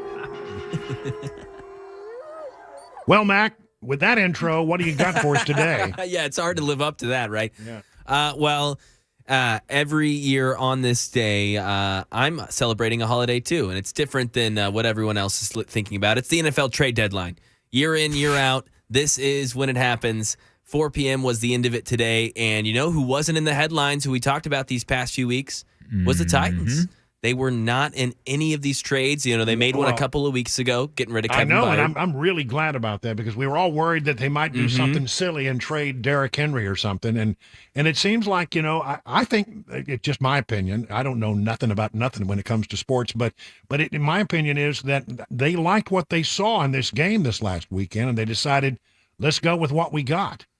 I think part of that's true. There has been some rumors circling around that there was a trade accepted by the Baltimore Ravens for Derrick Henry. I saw that. And Amy Adams stepped in and said, no, we're not going to do that. Really? I'm glad to hear that. So I don't know if that's true. Obviously, that's just things circling around on the internet. But yeah, either way, I'm kind of glad about it too because you saw that game against the Falcons last Sunday. Will Levis just reinvigorated hope into the whole team, the whole city. And this division, you know, is up for grabs. And you could tell because maybe the Titans weren't buyers or sellers here today, but a division rival who's leading the division also saw the Titans on Sunday and said, ooh, maybe we need to get a little bit better. The Jacksonville Jaguars added a top, you know, it's hard to rank guards, but he's a top 15, top 10 offensive lineman at his position. Ezra Cleveland being traded from the Minnesota Vikings over to the Jacksonville Jaguars. So they really sturdied up that front, protecting Trevor Lawrence as they know they need to do well against the Tennessee Titans because they will come after your quarterback with that front seven that the Titans have. So, you know, a division rival there getting a little bit stronger. And then some other big trades here today. Josh Dobbs, a familiar name, a Vol at Tennessee, a quarterback there, and then a quarterback with the Tennessee Titans for a little bit. Had a cup of coffee here last year under center. He got traded from the Arizona Cardinals. He started these first 8 games for them. And they're obviously, you know, waiting for their star quarterback, Kyler Murray, to come back healthy. They traded Josh Dobbs over to the Minnesota Vikings, which is a team that just lost their quarterback. They lost Kirk Cousins, Very tragic on Sunday. Yeah, torn Achilles for Kirk. So they're going to, I love Kirk Cousins as a quarterback. Man. I used to watch him when he played for the then Washington Redskins. And I kept saying, he's a great quarterback. This is our guy. And they've now RG3 all the day. and I said, no, Cousins. And finally, when Cousins got out there, he did very well. And it's that stupid Danny Snyder. He got rid of Kirk Cousins. And I've never forgiven him for it because I thought Kirk Cousins was a world-class quarterback. He's a world-class quarterback, and more importantly, Brian, he's just a world-class guy. I mean, he's a good guy. He's a great guy. He's a great human, a great dad, great locker room candidate. I mean, there are videos that I were seeing over the weekend of one of their linemen said, you know, I've been here for 2 months. I've known Kirk for 2 months, and there's not it's been a long time since I've had a man in my life that I admire that much. You know, he immediately went to Kirk Cousins after that Minnesota Vikings game to make sure he was okay. First thing, Kirk on the medical table said, hey, did we win? That's the first thing he cares about. Wow. Well, that's right. Yeah, and that's just the Kirk attitude. But yeah, some other big trades. The 49ers got a lot stronger. They added a pass rusher in Chase Young. That's a team that, you know, was touted being maybe the best team in football. And on a 3-game losing skid is San Francisco. So they add a star pass rusher alongside their other one in Nick Bosa. So, yeah, you know, an overall decent trade deadline. No huge moves. And here in Tennessee, quiet. Very quiet, which is, like we talked about, could be good. Could mean that, hey, yeah. the future is could be bright this season. Let's hope so. That's what we exactly want. right. It's exactly right. Yeah. Oh, gosh. Got to get out. What was that? Well, okay. And on that note, before the ghouls come out of the control room, and Mac, it's time to take off your sports hat, put on your news hat, because news is next on Super Talk 99.7.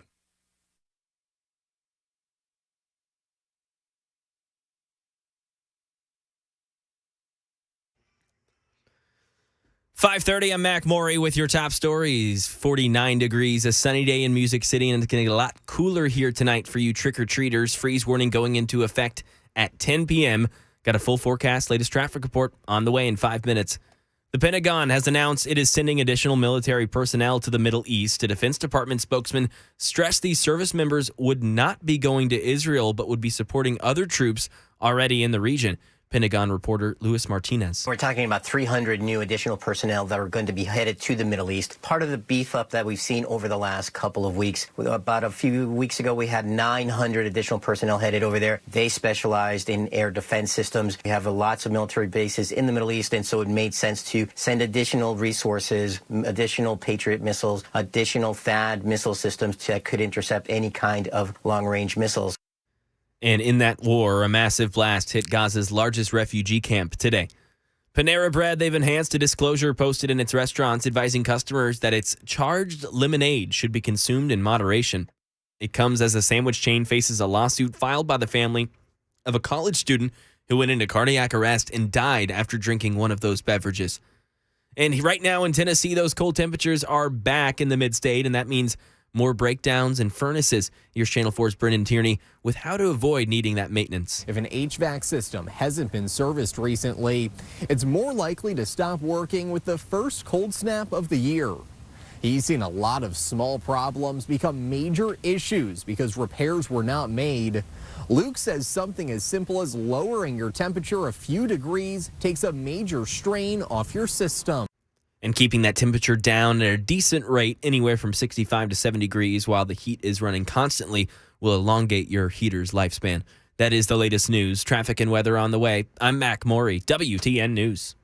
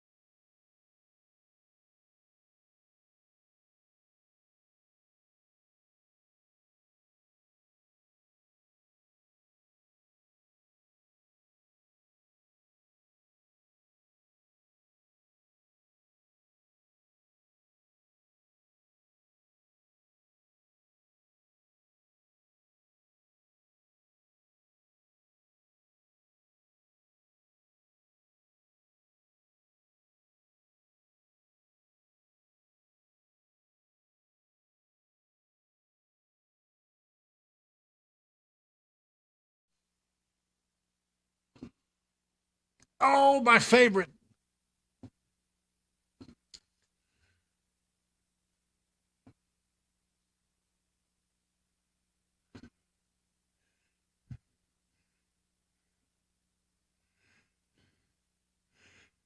I mean, the best part of that, though, you gotta know is at the very end of the song. Very end, yep. Yeah. Can we? I'm gonna do something. I'm gonna call an audible here. Can we scoot to the end of the song? Is that something we can do? I can do that. Yeah. All right. Because I mean, I love the way this.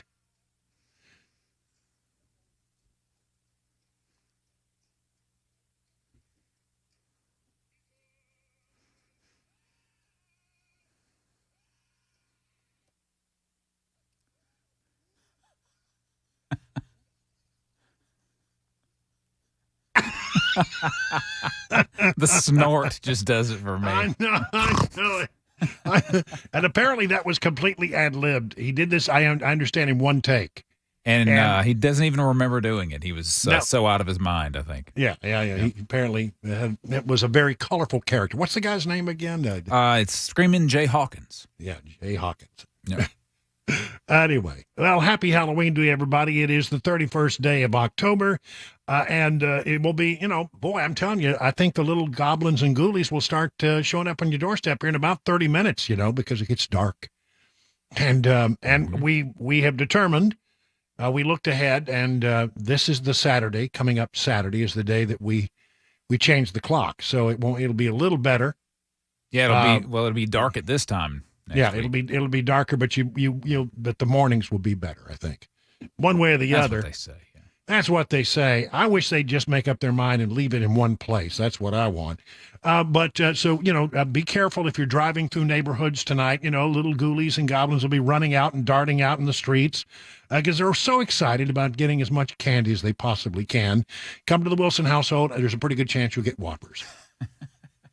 That's what I'm going to give you is Whopper. I'm going to get rid of as many of those Whoppers as I can save a few of the Rolos. Ooh, I do love a good Rolo. Yeah, who doesn't? I mean, who among us doesn't love a good Rolo now and then? So anyway, we're excited. I just went over to the house and started the Toccata and Fugue in D minor. Oh, you turned it on? I turned it on and got it cranking so that I'm telling you, the little kids get scared though. They really do. You got to be careful with the little kids who are out there trick-or-treating because, you do something scary and they won't come up to the drive. They won't walk up to the door. Yeah. They won't even get close to the house. They just, stand out on the street and you have to walk out to them. That's what. So anyway, we'll have a lot of fun with that tonight. Looking forward to having some good Halloween stories to share with you. I want to spend a little time this hour talking about something that is pretty scary, and that is government waste. How about that transition? Was that good enough? It's frightening, all right. It is frightening. Government waste. I mean, we send a lot of money. I think Americans, as a rule, really hate that we send so much money overseas. I think Americans think, well, hold it. I pay my taxes, and I expect that my government's going to take care of the things that I care about. And quite clearly, in many regards, right now, government is not taking care of the concerns of the people. The desire to be safe and to have good national security, the desire to be able to take your paycheck after you work so hard and have enough money to buy food and clothing and a roof over your head, to not have to have, interest rates that are sky high or runaway inflation. I mean, all of these things are failures of government at the moment. Government is not looking out for you, but they sure got a lot of money to send overseas. They want to send a lot of money to Ukraine, and so the Democrat idea, and by the way, adopted by more than a few Republicans, and they ought to be ashamed of themselves, is that they want to lump Ukraine and Israel and maybe a little money for Taiwan, and then also to sweeten the deal, well, we'll throw a little Border Patrol money in there and give the Border Patrol some more funding, hire 1,500 new Border Patrol agents who would eventually go to the border. Won't happen anytime soon. They got to be trained. They got to be hired. They got to go through the academy. But eventually, they'll just go and fill out paperwork. The way things are running right now, they won't actually go out there and protect the border. They'll just be, well, I got a story here. This story, I could not believe it. They've got people who are complaining because they have been taken off the line and they're making sandwiches for the illegal immigrants. No kidding. Not making it up. So we told you before that the Speaker of the House, the new Speaker of the House, Mike Johnson, who I'm really, in my initial read of this guy, I like what I see. I mean, it's early on in the game, and who knows, but it seems like this guy is ready to mix it up and throw down a gauntlet and say, we're not going to do certain things in the House of Representatives. And he says, I'm not going to lump it all together, but I will give you $14.3 billion for Israel in Israeli aid, but we're going to have to pay for it somehow. So one of the things we're going to do is, in my proposal, is we're going to cut back on IRS agents. You know, they said they're going to hire 80,000, I forget how many it was, IRS agents. He says, let's take some of that money and pay for this. If you want money to go to Israel, then something else has to give. And for me, the thing that I want to see gone away is those IRS agents. Not necessary.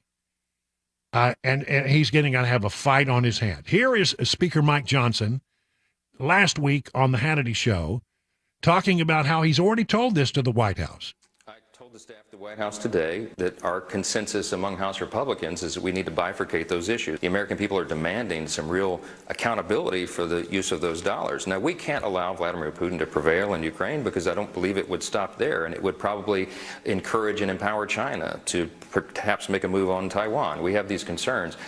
We're not going to abandon them, but we have a responsibility, a stewardship responsibility over the precious treasure of the American people. And we have to make sure that the White House is providing the people with some accountability for the dollars. And we want to know what the objective there is. What is the end game in Ukraine? The White House has not provided that. I was at the White House for a couple of hours today, and I told the staff there that this is where we are. This is where the House Republicans are. So we're going to look at Israel separately. With that kind of money, is it America having a proxy war with Putin and Russia? It's a great concern. We've got a group of our colleagues here in the House, led by Mike Garcia out of California, a brilliant legislator and a Top Gun pilot. And some of our veterans have gotten together. Dan Crenshaw is involved in this and others. They came up with a document that presents 12 critical questions for the White House to answer as a condition of our supplying the additional support. These are not hard questions, Sean. These are things the White House should be forthcoming about.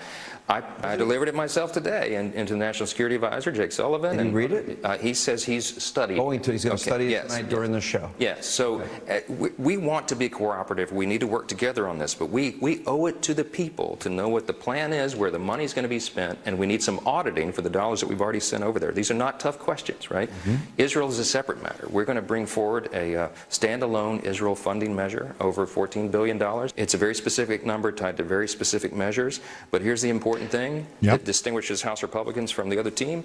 We're going to find pay-fors in the budget. We're not just printing money to send it overseas. We're going to find the cuts elsewhere to do that. All right, so how's that going over? Well, not too well. The White House says if you try to send us something that's not all lumped together like we want it, then we might veto it. I don't think that's true. I think if they get a chance to get $14.3 billion for Israel, I think that the overwhelming sense of the Congress is we need to send them that money. And I could be wrong, but I think that there is a strong feeling among Republicans and Democrats, most of them, that indeed they want to support Israel in this time of need. And just because it's a standalone package and that money would come from other places, are they really going to veto it? Are they really going to veto it? This question was asked today in the White House briefing room. Would President Biden veto any funding bill that provides assistance to Israel but not to Ukraine? I don't have a specific reaction to speak to today. I think we've been very clear. You saw it in Kareen's statement last night, how deeply concerning this House Republican bill is.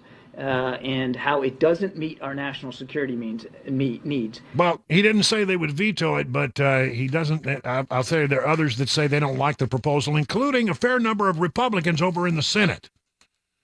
White House threatens to veto 2 of Republican spending bill, but those are different spending bills.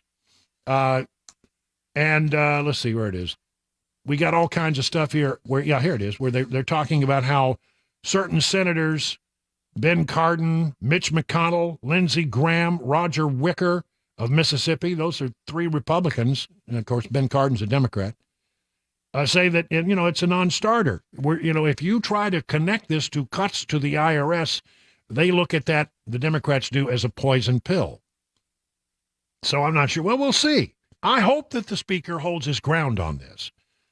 And there are reasons to say we need to make sure this money is going to be spent well when it goes to Ukraine, and we need to think about that quite a bit. This story from Breitbart: Zelensky advisor admits government officials are stealing like there's no tomorrow as Biden pushes for billions more to Ukraine. Top advisor to President Volodymyr Zelensky has reportedly admitted that corruption is so rampant in the war-torn former Soviet state that officials are stealing like there's no tomorrow. Speaking anonymously to Time magazine, what is alleged to be a top presidential advisor said that the Ukrainian government's efforts to stamp out corruption have proved fruitless. They were implemented too late to have any impact, and that included the firing of the Minister of Defense. People are stealing like there's no tomorrow, the top advisor is said to have told the publication, saying that officials do not feel any fear of engaging in corruption because the firing of the defense minister took over 6 months.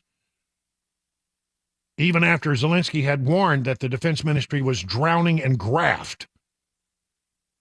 The report notes claims by officials that Zelensky's office had worked to stop giving the impression, at least, of corruption, asking officials to avoid the slightest perception of self-enrichment. Don't buy anything. Don't take any vacations. Just sit at your desk, be quiet, and work. Wow. The issue of corruption has been ranked by Transparency International as the most corrupt European country with the exception of Russia. It's becoming a major issue in Washington, D.C., as the president continues to push for more American taxpayer dollars to be sent to the former Soviet state. In addition, the $113 billion already committed to Kyiv, the Biden administration is attempting to convince Congress to send another $61.4 billion. I hope that the speaker stands his ground. 50 minutes now past the hour.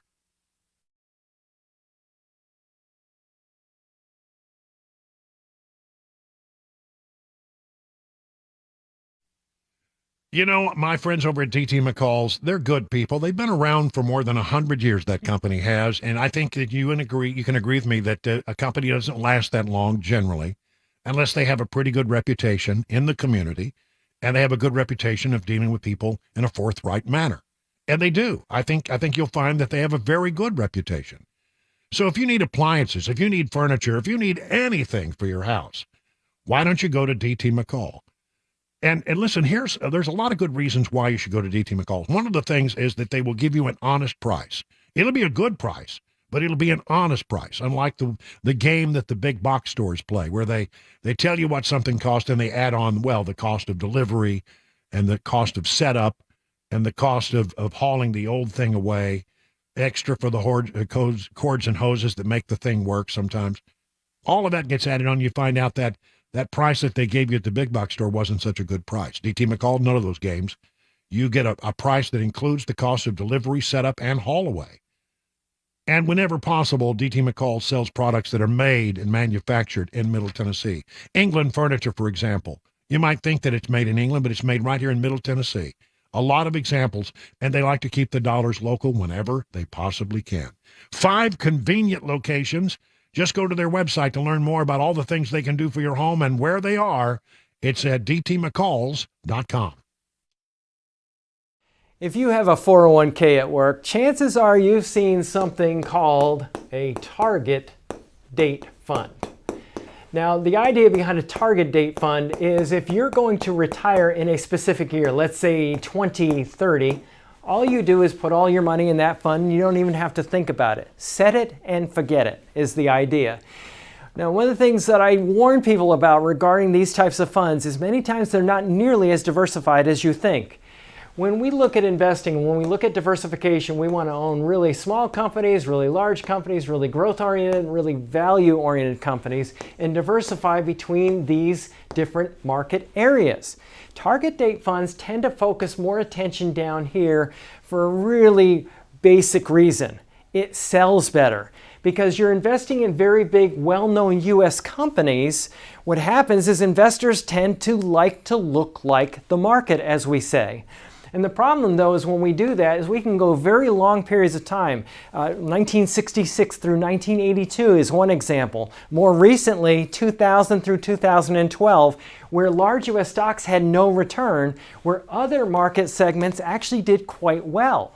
So one of the things that happens is when we invest in a target date fund, we may be overly concentrated and have more risk than we really realize. So if you want to learn more about our approach to investing and financial planning and how we educate investors, go to paulwinkler.com and set up a free 15-minute phone call, or you can call 615-851-1950.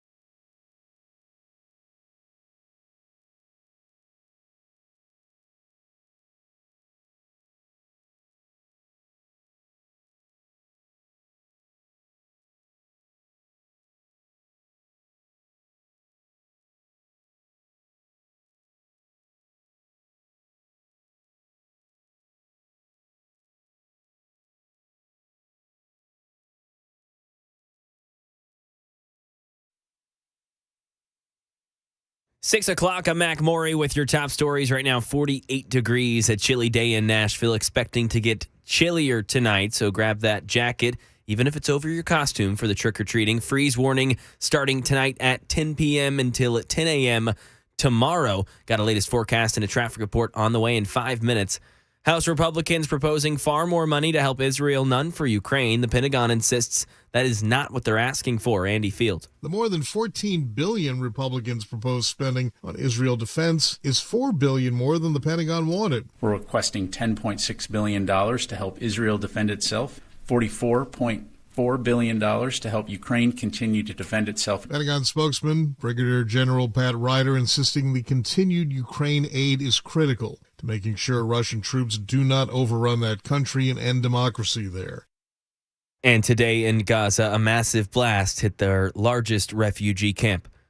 And the Biden administration taking another step towards eradicating junk fees, this time targeting fees associated with retirement planning. Today's Labor Department will propose new rules that would hold financial planners to higher account when they give retirement advice, including what to do with your 401k. The rules, which could take effect in the coming months, would require them to give advice that serves the best interest of their clients instead of chasing the best commission for themselves. And Halloween is here. Lots of kids and families going to be taking the streets later, going door to door for that candy. Channel 4's Jordan James takes a look at what's being done in Mount Juliet to keep everyone safer. Here in Mount Juliet, preparations are well underway, and officials tell me they have one goal in mind, and that's to keep everyone safe. Ahead of the holiday, the police department made arrangements to triple their staff to ensure that they are more visible while folks are trick-or-treating. They also release reminders to parents about accompanying their children, checking their candy, and wearing reflective clothing to practice roadway safety, things that they say can make a huge difference. And Mount Juliet police are going to be handing out reflective bracelets to prevent any children from getting hit by cars. And in Nashville, police have made it very clear that there will be a zero-tolerance policy for any pranks or criminal behavior. And a couple tips for the fun night from MNPD. That includes agree on a specific time that older children should return home. Tell kids to stay together in familiar and well-lit areas and check your child's treats for anything odd. And that is the latest news. Traffic and weather next. I'm Mac Maury, WTN News.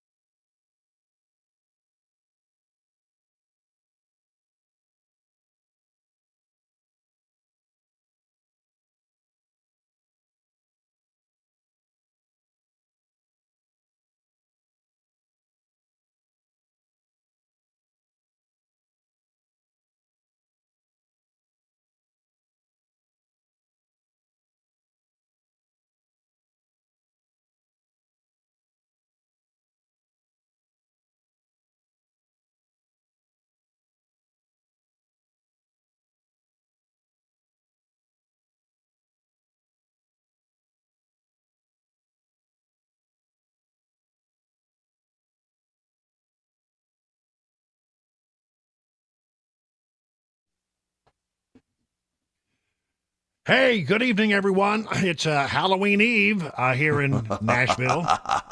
That's right. All the goblins and ghoulies. I mean, it's getting dark outside, and soon they'll be knocking on your door, saying trick or treat. And then at our house, you'll get a big handful of Whoppers. Yeah, I think you'll get Skittles at my house. Oh, really? You're doing some Skittles, I don't are like you? the Skittles. Yeah, well, so you got the kind of candy that, you give away the kind of candy that you don't want if there's any left over. What do you do with leftover Halloween candy? I mean, generally it ends up in the radio station. Everybody just brings in a big bowl of candy. Well, that was going to be my first suggestion. I'll just bring it to work and let someone eat it because, I mean, radio people will eat anything. They will eat anything. You put it on a table and it'll be gone in a couple of hours. Yeah. It doesn't matter what it is. If not, then it just sits on this little tray on the coffee table. Like we probably got candy from last Christmas still sitting there that we didn't, I mean, Didn't eat. Yeah, it just sits there like decoration.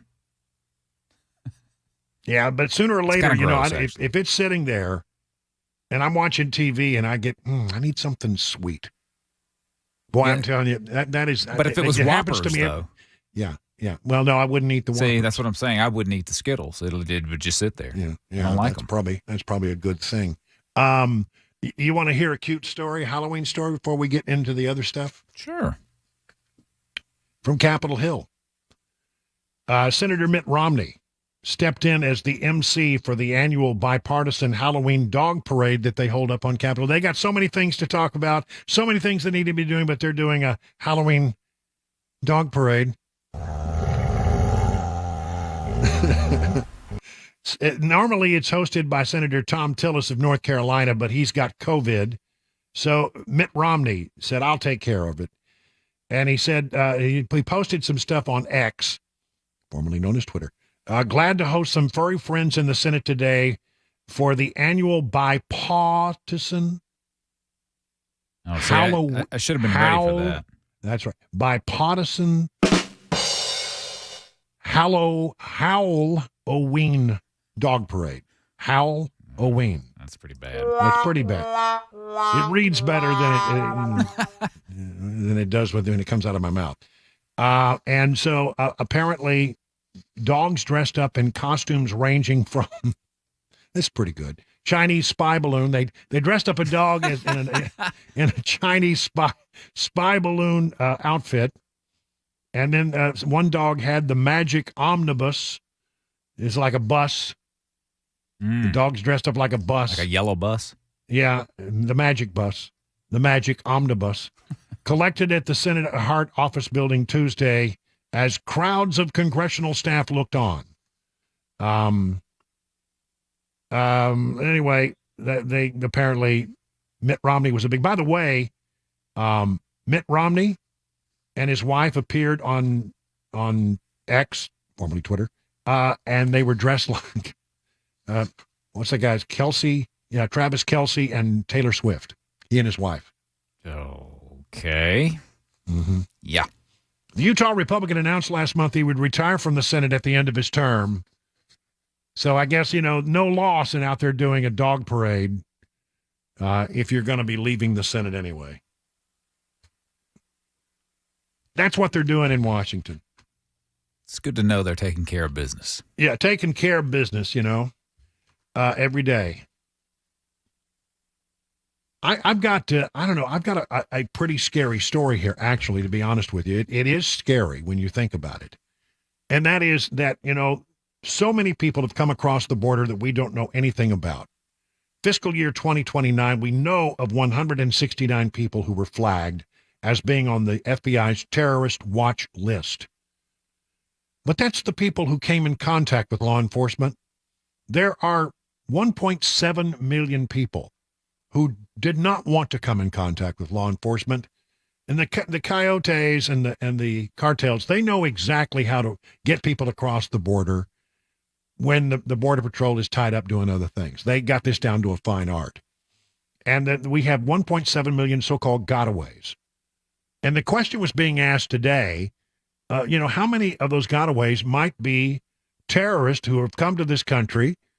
I mean, it comes at a time when the director of the FBI testified before the Senate today that they would not be surprised that if there were going to be attacks. And in fact, they said that there have been Iranian-backed attacks inside the United States already. As the world's largest state sponsor of terrorism, the Iranians, for instance, have directly or by hiring criminals mounted assassination attempts against dissidents and high-ranking current and former U.S. government officials, including right here on American soil.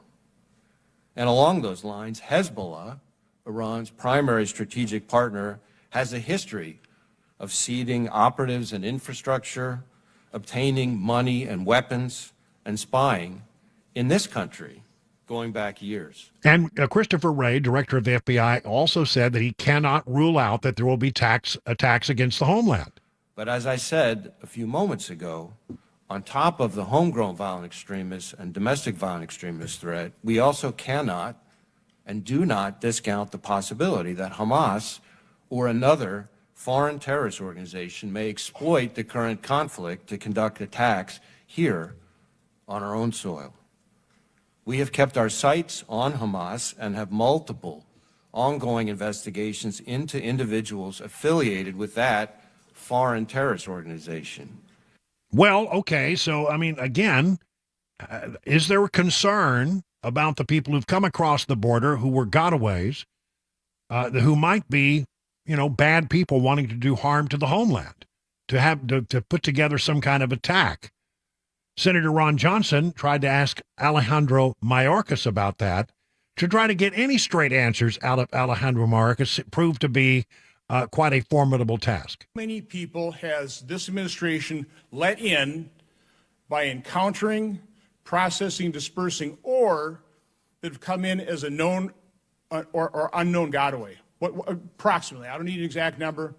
So what do we got? Senator, let me say. I need numbers. Again, don't filibuster me. How many people has this administration led into the country? Let me say at the outset that our job would be a lot easier if the broken immigration system was No, fixed. Mr. Secretary, I want a number. How many people have you led into this country? I should also okay, comment. I'll give you the number. It's about 6 million. 6 million that they let in, and about 1.7 million people who came into this country that they didn't let in, who just got away. I crossed the border. Who are those people? Where did they come from? What are they up to? Where did they go? Do they want to do harm? Well, I mean, these were the questions that were being asked today at this briefing, and nobody would give anybody a straight answer. Seemed like a pretty good question. We're not getting any answers. In the White House briefing room, John Kirby was asked about it. The FBI director said today, the ongoing war in the Middle East has raised the threat of an attack against Americans in the United States to a whole nother level. Has the White House considered the possibility that a terrorist could be in the country right now after crossing the southern border? Peter, we are always concerned about the potential presence on U.S. soil of terrorists coming from overseas. That's something we're always worried about. But there was this bulletin last week. The CBP in San Diego said militants associated with the Israel-Hamas war may be potentially encountered at the southwest You're talking border. about the San Diego. Yeah. Look, Is there any heartburn around here? 600,000 known gotaways just in the last fiscal year. Yeah. Is there any heartburn about leaving the border in such a condition that one of those 600,000 could be a terrorist? So let me just break this down for you just a little bit here. First of all, I can't speak to this intelligence report that was leaked to the media. I wouldn't do that. I can tell you that we are constantly monitoring as best we can all ports of entry to the country for the potential arrival of anybody who might wish us harm. Well, hold it. He said ports of entry. They're not going to go through the ports of entry. They're not going to come through the regular channels. They're not going to come across the bridge at Del Rio. And one of the things that the president asked for in this supplemental was additional funding for border security, for like 1,500 more Border Patrol agents and better technology at the border. I mean, so again, we would urge Congress to take a look at that supplemental request and pass it. But if the general gist of your question is, are we taking the potential threat seriously? Of course we are. Yeah, of course they are. But how many are there? I mean, do you have any idea? Is it possible that somebody who wants to commit a terrorist attack during a time of elevated threat crossed the southern border into the United States already?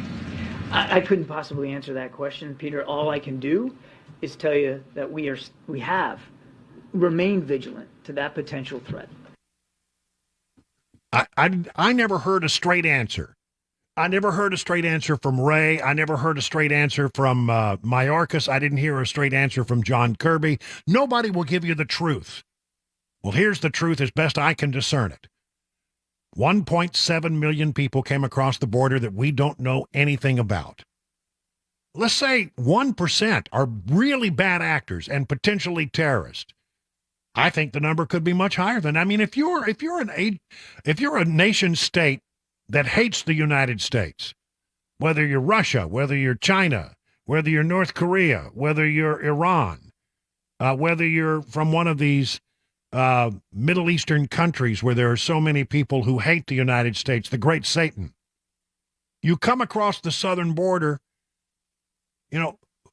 it's entirely possible that a great number of those people who avoided law enforcement are on the terrorist watch list or are somebody that we should be concerned about.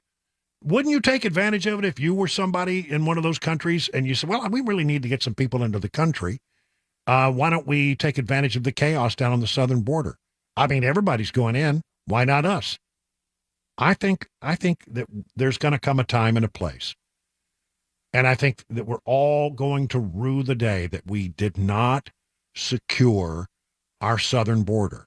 That it's the laughing stock of the world. You have no nation if you don't have secure borders. And not only is it changing the demographics of America, see, that's the thing that really makes me mad about this, is that the reason the Biden administration is doing this is because they want to change the voting demographics of America. I mean, they're not citizens yet, but they will be. It's just a matter of time. Somehow, someday down the line, they'll be made American citizens. A lot of people fear that even if they're not American citizens, they might try to vote. One way or the other, this is all about changing the demographics of America to aid and assist the Democrats. It's a political ploy is what it is. And you need to understand that the Biden administration did this political thing even though it meant that we're putting our homeland in danger. They care more about winning elections and changing the demographics of America than they do about keeping you safe. And I hope, I pray, I really hope that I am wrong and that someday we'll look back and say, Wilson, you were just barking up the wrong tree, but I don't think I am. And I bet you don't either. In fact, if the polls are correct, a lot of Americans are very concerned about this. It's another reason why Joe Biden cannot be reelected, because this could all be changed in a heartbeat. In a heartbeat, the snap of a finger, with one phone call, they could make things dramatically better. But they're not. They're not interested in doing that. They care more about getting some kind of political advantage out of this situation. 20 minutes now, past the hour of 6 o'clock. My name is Angela Gones. I was addicted to pills for probably 15 years. I had lost my kids. I lost everything. I finally hit rock bottom. I graduated in December last year. I got her got full custody, everything. I love working here. I get to give back what was given to me.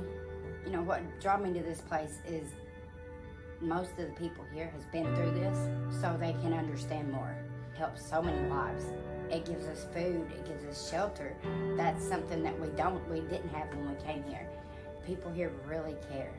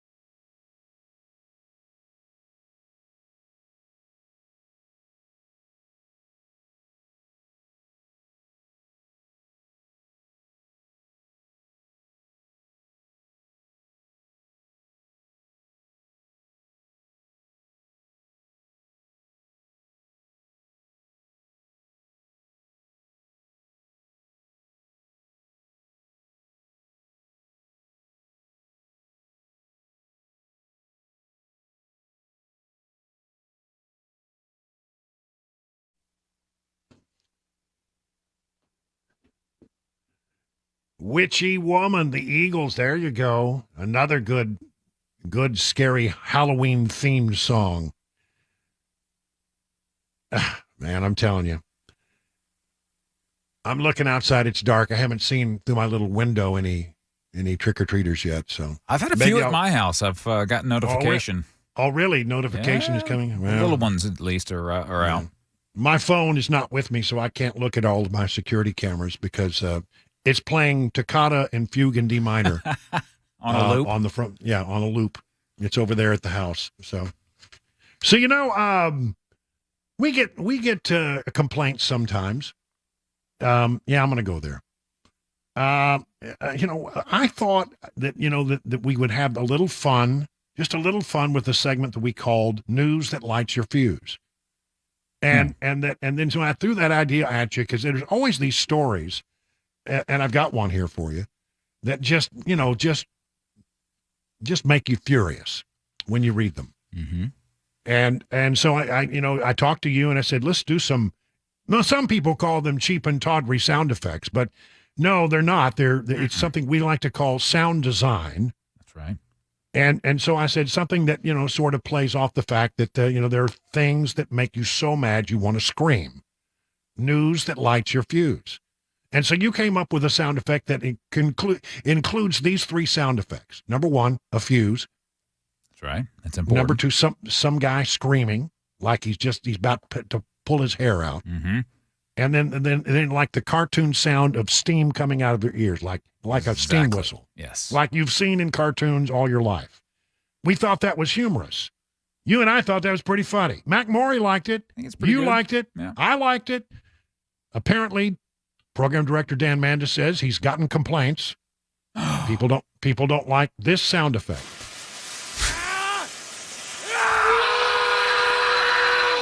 Now, I think that's a laugh riot right there. What's not to love about that? I mean, honestly, it's good. And it you know, and then we would then, to make sure everybody knew that we weren't really angry, we would have the moment where we you know, decompressed from that story. Mm-hmm. And we would take deep cleansing breaths. See, that was the payoff to the bit. It's a radio bit, ladies and gentlemen. And we'd say, take a deep breath. And then at the end of it, say, no, I'm still pissed off. And that was the end of it. That was the bit. And you know, I think people like bits that have a recurring theme. Mm-hmm. Apparently, people don't like this sound effect, and they've gotten upset about it. Which one was that? It was this one. You know. They hate that. Can't imagine why. I can't understand why. I mean, what's wrong with that? Apparently, Dan Mandis says he even got a letter, an actual mailed letter with a stamp on it. Wow. Sent to his home address. That's kind of scary. That is kind of scary. I don't know. Are you and I and Mac, and are we wrong about this? Could it possibly be that this really is just that irritating? You know, it's kind of funny if you think about it, because the sound design for News to Light Your Fuse seems to have lit someone's fuse. It did. Well, it made them mad. And that probably, me running that sound effect lights their fuse and they get angry. It hit a little too close to home, I think. Maybe that's it. I hadn't thought about it in those terms. Well, here's the story that we were going to bring you today, but we won't use this annoying sound effect to set up the segment at all. A whistleblower has told Congress that special agents at Homeland Security have been pulled off cases involving child traffickers and sexual exploitation and have been deployed to the border to make sandwiches for illegal immigrants. This was revealed today by Senator Josh Hawley. We're being told, the source told Senator Hawley, to shut down investigations and to go hand out sandwiches and escort migrants to the shower and sit with them while they're in the hospital. 600 agents have been redeployed, according to Senator Josh Hawley. Mayorkas did not explicitly refute the agent's claim, but said the department has to balance competing needs. We have a number of law enforcement priorities. Is making sandwiches one of them? Hawley asked. I mean, that's news. that, theoretically would just make you angry. It makes me angry. It lights my fuse.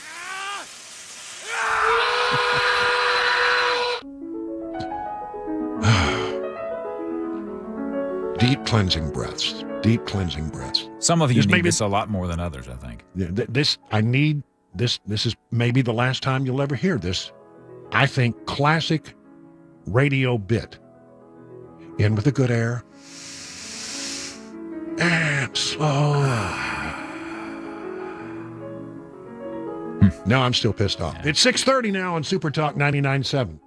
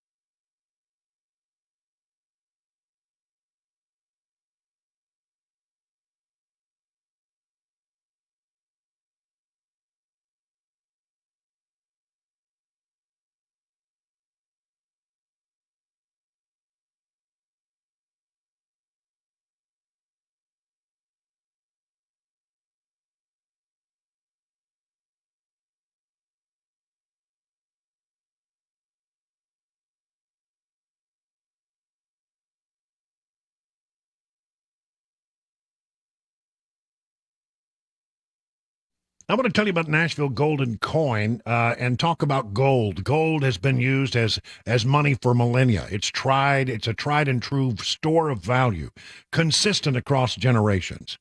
I mean, some experts have said that there are three components to generational wealth. One is land, one is art, and one is precious metals. I mean, land and art, well, that's hard to obtain sometimes, and you're not really an art expert, are you? I know I'm not. But precious metals like gold, platinum, and silver are practical solutions.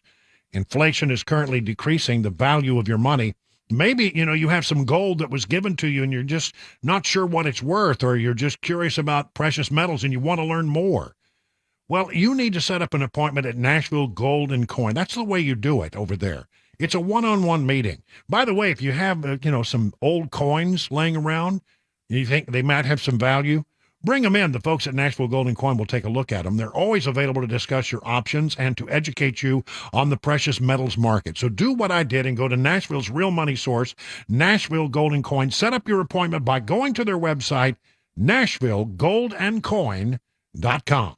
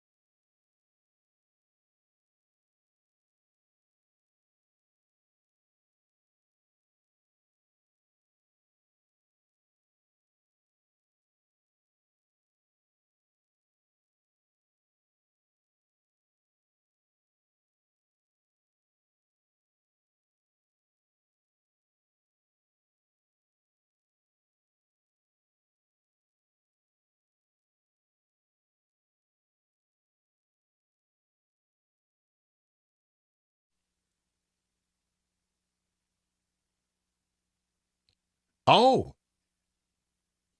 ladies and gentlemen, these are the sonic soundings of me playing the guitar with the the Munsters theme song. Yeah, little what is it? Surfing Munsters. Yeah, it's sort of like a surfing. Yeah. It's pretty good. I don't do this very often. That's just weird. No, I forgot that I'd done this. This is something I did about 5 years ago.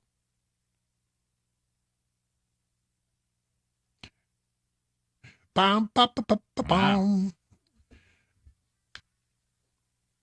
Anyway, all right. Well, enough of that. I'm in the Halloween mood, and I don't want to do anything else serious. And I thought we'd just we'll screw around for the last half hour. How would that be? Yeah, maybe you've got something you want to add to this conversation, and if you do, the phone lines are open at 615-737-9986. A very rare 6 o'clock hour phone line opening, and I thought I would tell a story about things that happened one Halloween when I was a young man. And if you've got a great story, a great Halloween story, don't be afraid to get on the line and to tell us about it, okay? 615-737-9986. We may not get any calls at all. since it's Halloween and people get home early, I don't know if anybody will take us up on it. But if you do, don't hesitate to tell. I want to tell the story. And I think I may have told the story one time before. I was in high school in Odessa, Texas, and when you're in high school, you have electives, right? And you get to choose one fun course. And, I took a photography class, and I took a bunch of other things. And by the way, skills that have stuck with me for my entire life, the things you really learned about, photography, for example, in a high school photography class, really, it made me a pretty decent photographer when I got into television. And so, one semester, I decided that, I was pretty good with electronic stuff and sound and microphones. And so I thought it might be fun to be a member of the drama team or to take a drama class. And so, I really never had any ideas of being, an actor or being on the stage, but I liked the idea of running sound and running the lights and, sort of a geeky kid that I was. And so I signed up for that. And so they decided that they were going to have a Halloween party for people in the drama program. And I thought, well, that's great because, these people are creative. The costumes will probably be really good. And I really got to up my game if I'm going to go to this party. And so I talked to my mom and my Auntie Flo happened to be visiting that day. And I said that I wanted to go as a mummy. Now, you got to understand, the big beefy boy that you see now before you was at that time 6'4" and weighed maybe 160 pounds. I was a rail. I was tall and just almost emaciated looking. I was so thin. And so I wanted to be a mummy. And so my mom sent me down to the drugstore and I came back with, a bag full of gauze. And she started ripping up old sheets that she had, stuck back and put on a pair of white shorts, and they wrapped me from my feet all the way to my head. All that you could see were my eyes peeking out. I thought about this in advance, and I made sure that I didn't drink any water all day long because I knew if I got into that, they'd have to cut me out of this costume, right? It was elaborate. We spent maybe a couple of hours wrapping me from head to toe. And then I got into my 1968 Opel Kadett, which that's a whole another embarrassing story. And I headed off to go down to the high school, Permian High School, where I went to school, and participate. And I looked great. I looked like a mummy. I looked like the real thing, just coming out of a sarcophagus or something, And so I was very excited about my costume, and I go, and I get there, and the door's locked. And there's nobody around. There are no cars in the parking lot. And I'm trying to figure out, well, what's going on? What's happening here? Well, I had been at work earlier that day and had not been able to go to a rehearsal for the play that they were working on, Arsenic and Old Lace. And I didn't have a part, and they didn't really need me, and I had a job, and I had to go show up at the grocery store and work as a bag boy. So I had not been there for rehearsal. Apparently, the rehearsal had gone terribly badly, and the drama teacher was so angry that nobody had memorized their lines, and that she was very concerned about the play, and so she, in an act of pique, really, I think, and anger, she canceled the party. Nobody told me. I never got the word. Nobody thought, well, somebody better call Brian Wilson's home because we didn't have cell phones back in those days. Yeah. That's right. And so, in a fit of pique, she canceled, and I was standing there knocking on the window of the school and trying to get somebody to come to the door, and around the corner comes an elderly old janitor.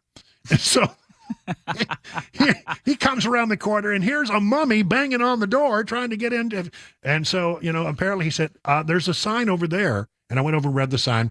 The party had been canceled. So I get back into my 1968 Opel Kadett and crawled into that and started driving. Now, it was great fun driving home because everybody was like pointing at me at the stoplights, and everybody thought that was hilarious. But nobody ever got to see the costume. That's terrible. Yeah. I felt like it was probably my best costume ever, and it was wasted, completely wasted because there was no party. Your mom took photos, though, right? You at least took Mom your took a photo with a Polaroid Instamatic camera. Nice. And I took it into school to show people the following Monday, I think it was.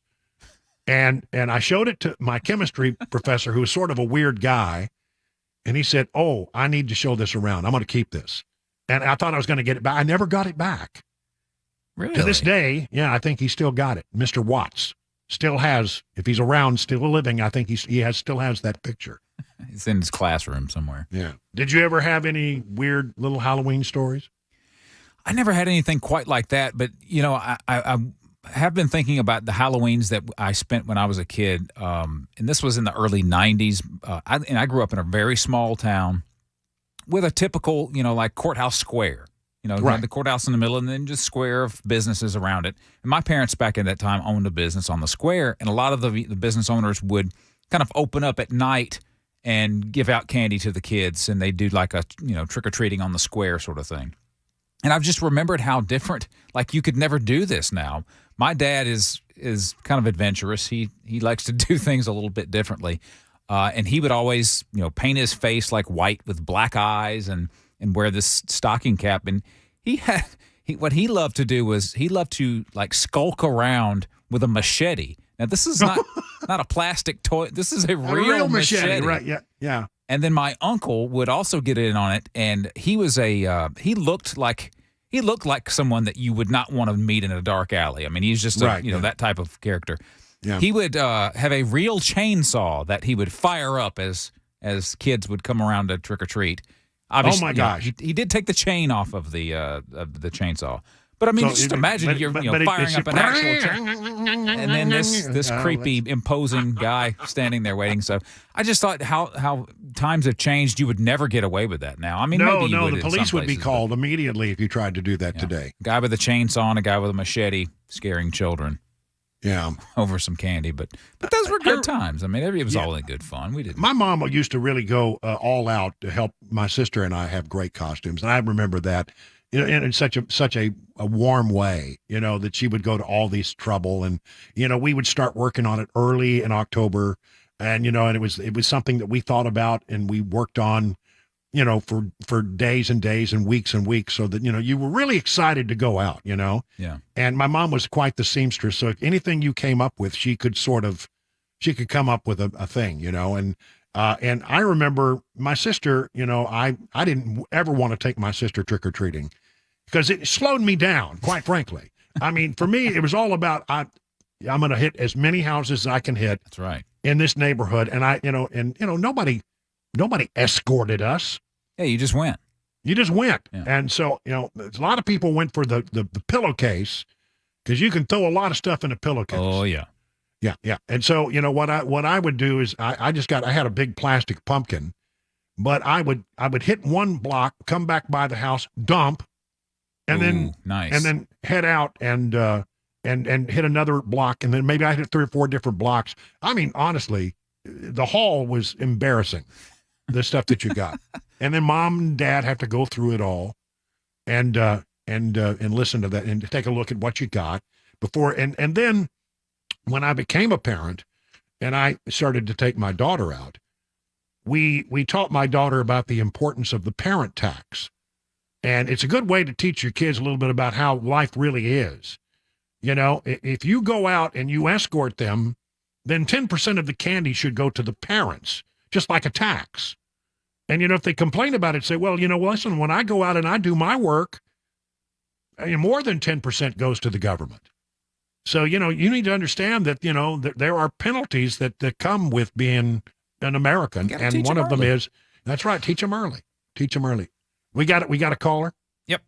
Okay, let's see, I can't see this. Is this Nathaniel? Nathaniel, you're on with Brian on the drive. What do you say, Nathaniel? First off, I want to say I enjoy your show very much. Well, thank you. Quick Halloween, firstly, I love your sound effect. Don't let anybody tell you different. It's great, and it's hilarious. Well, there you go. 1 year... We got about a minute. All right, I'll do it quickly. 1 year I dressed up in all black, and I had just a white skull mask, and everybody just seen a floating skull, and I about got punched like 8 times because I just scare people. Yeah, I mean, just a floating white skull coming down the street. That is sort of scary. Well, anyway, I think I have such great memories of those times, and I think it's different now, and we all have to be more careful, and we all are more protective of our kids.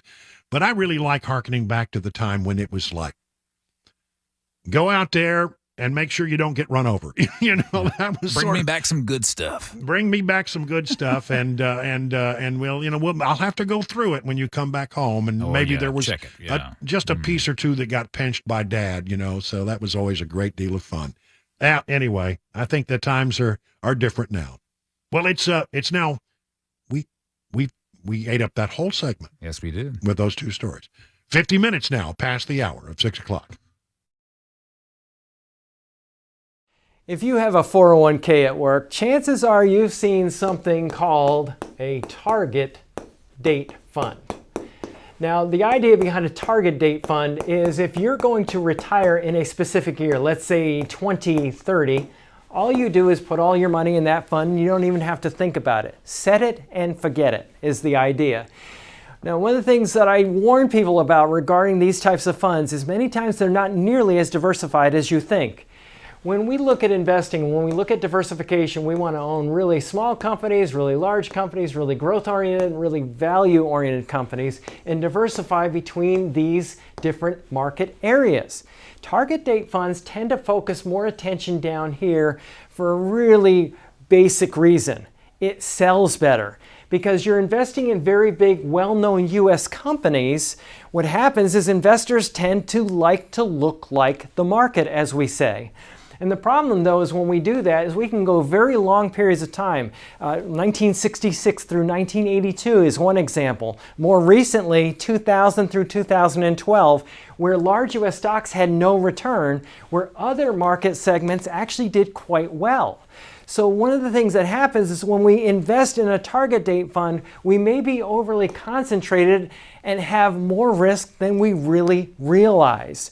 So if you want to learn more about our approach to investing and financial planning and how we educate investors, go to paulwinkler.com and set up a free 15-minute phone call, or you can call 615-851-1950.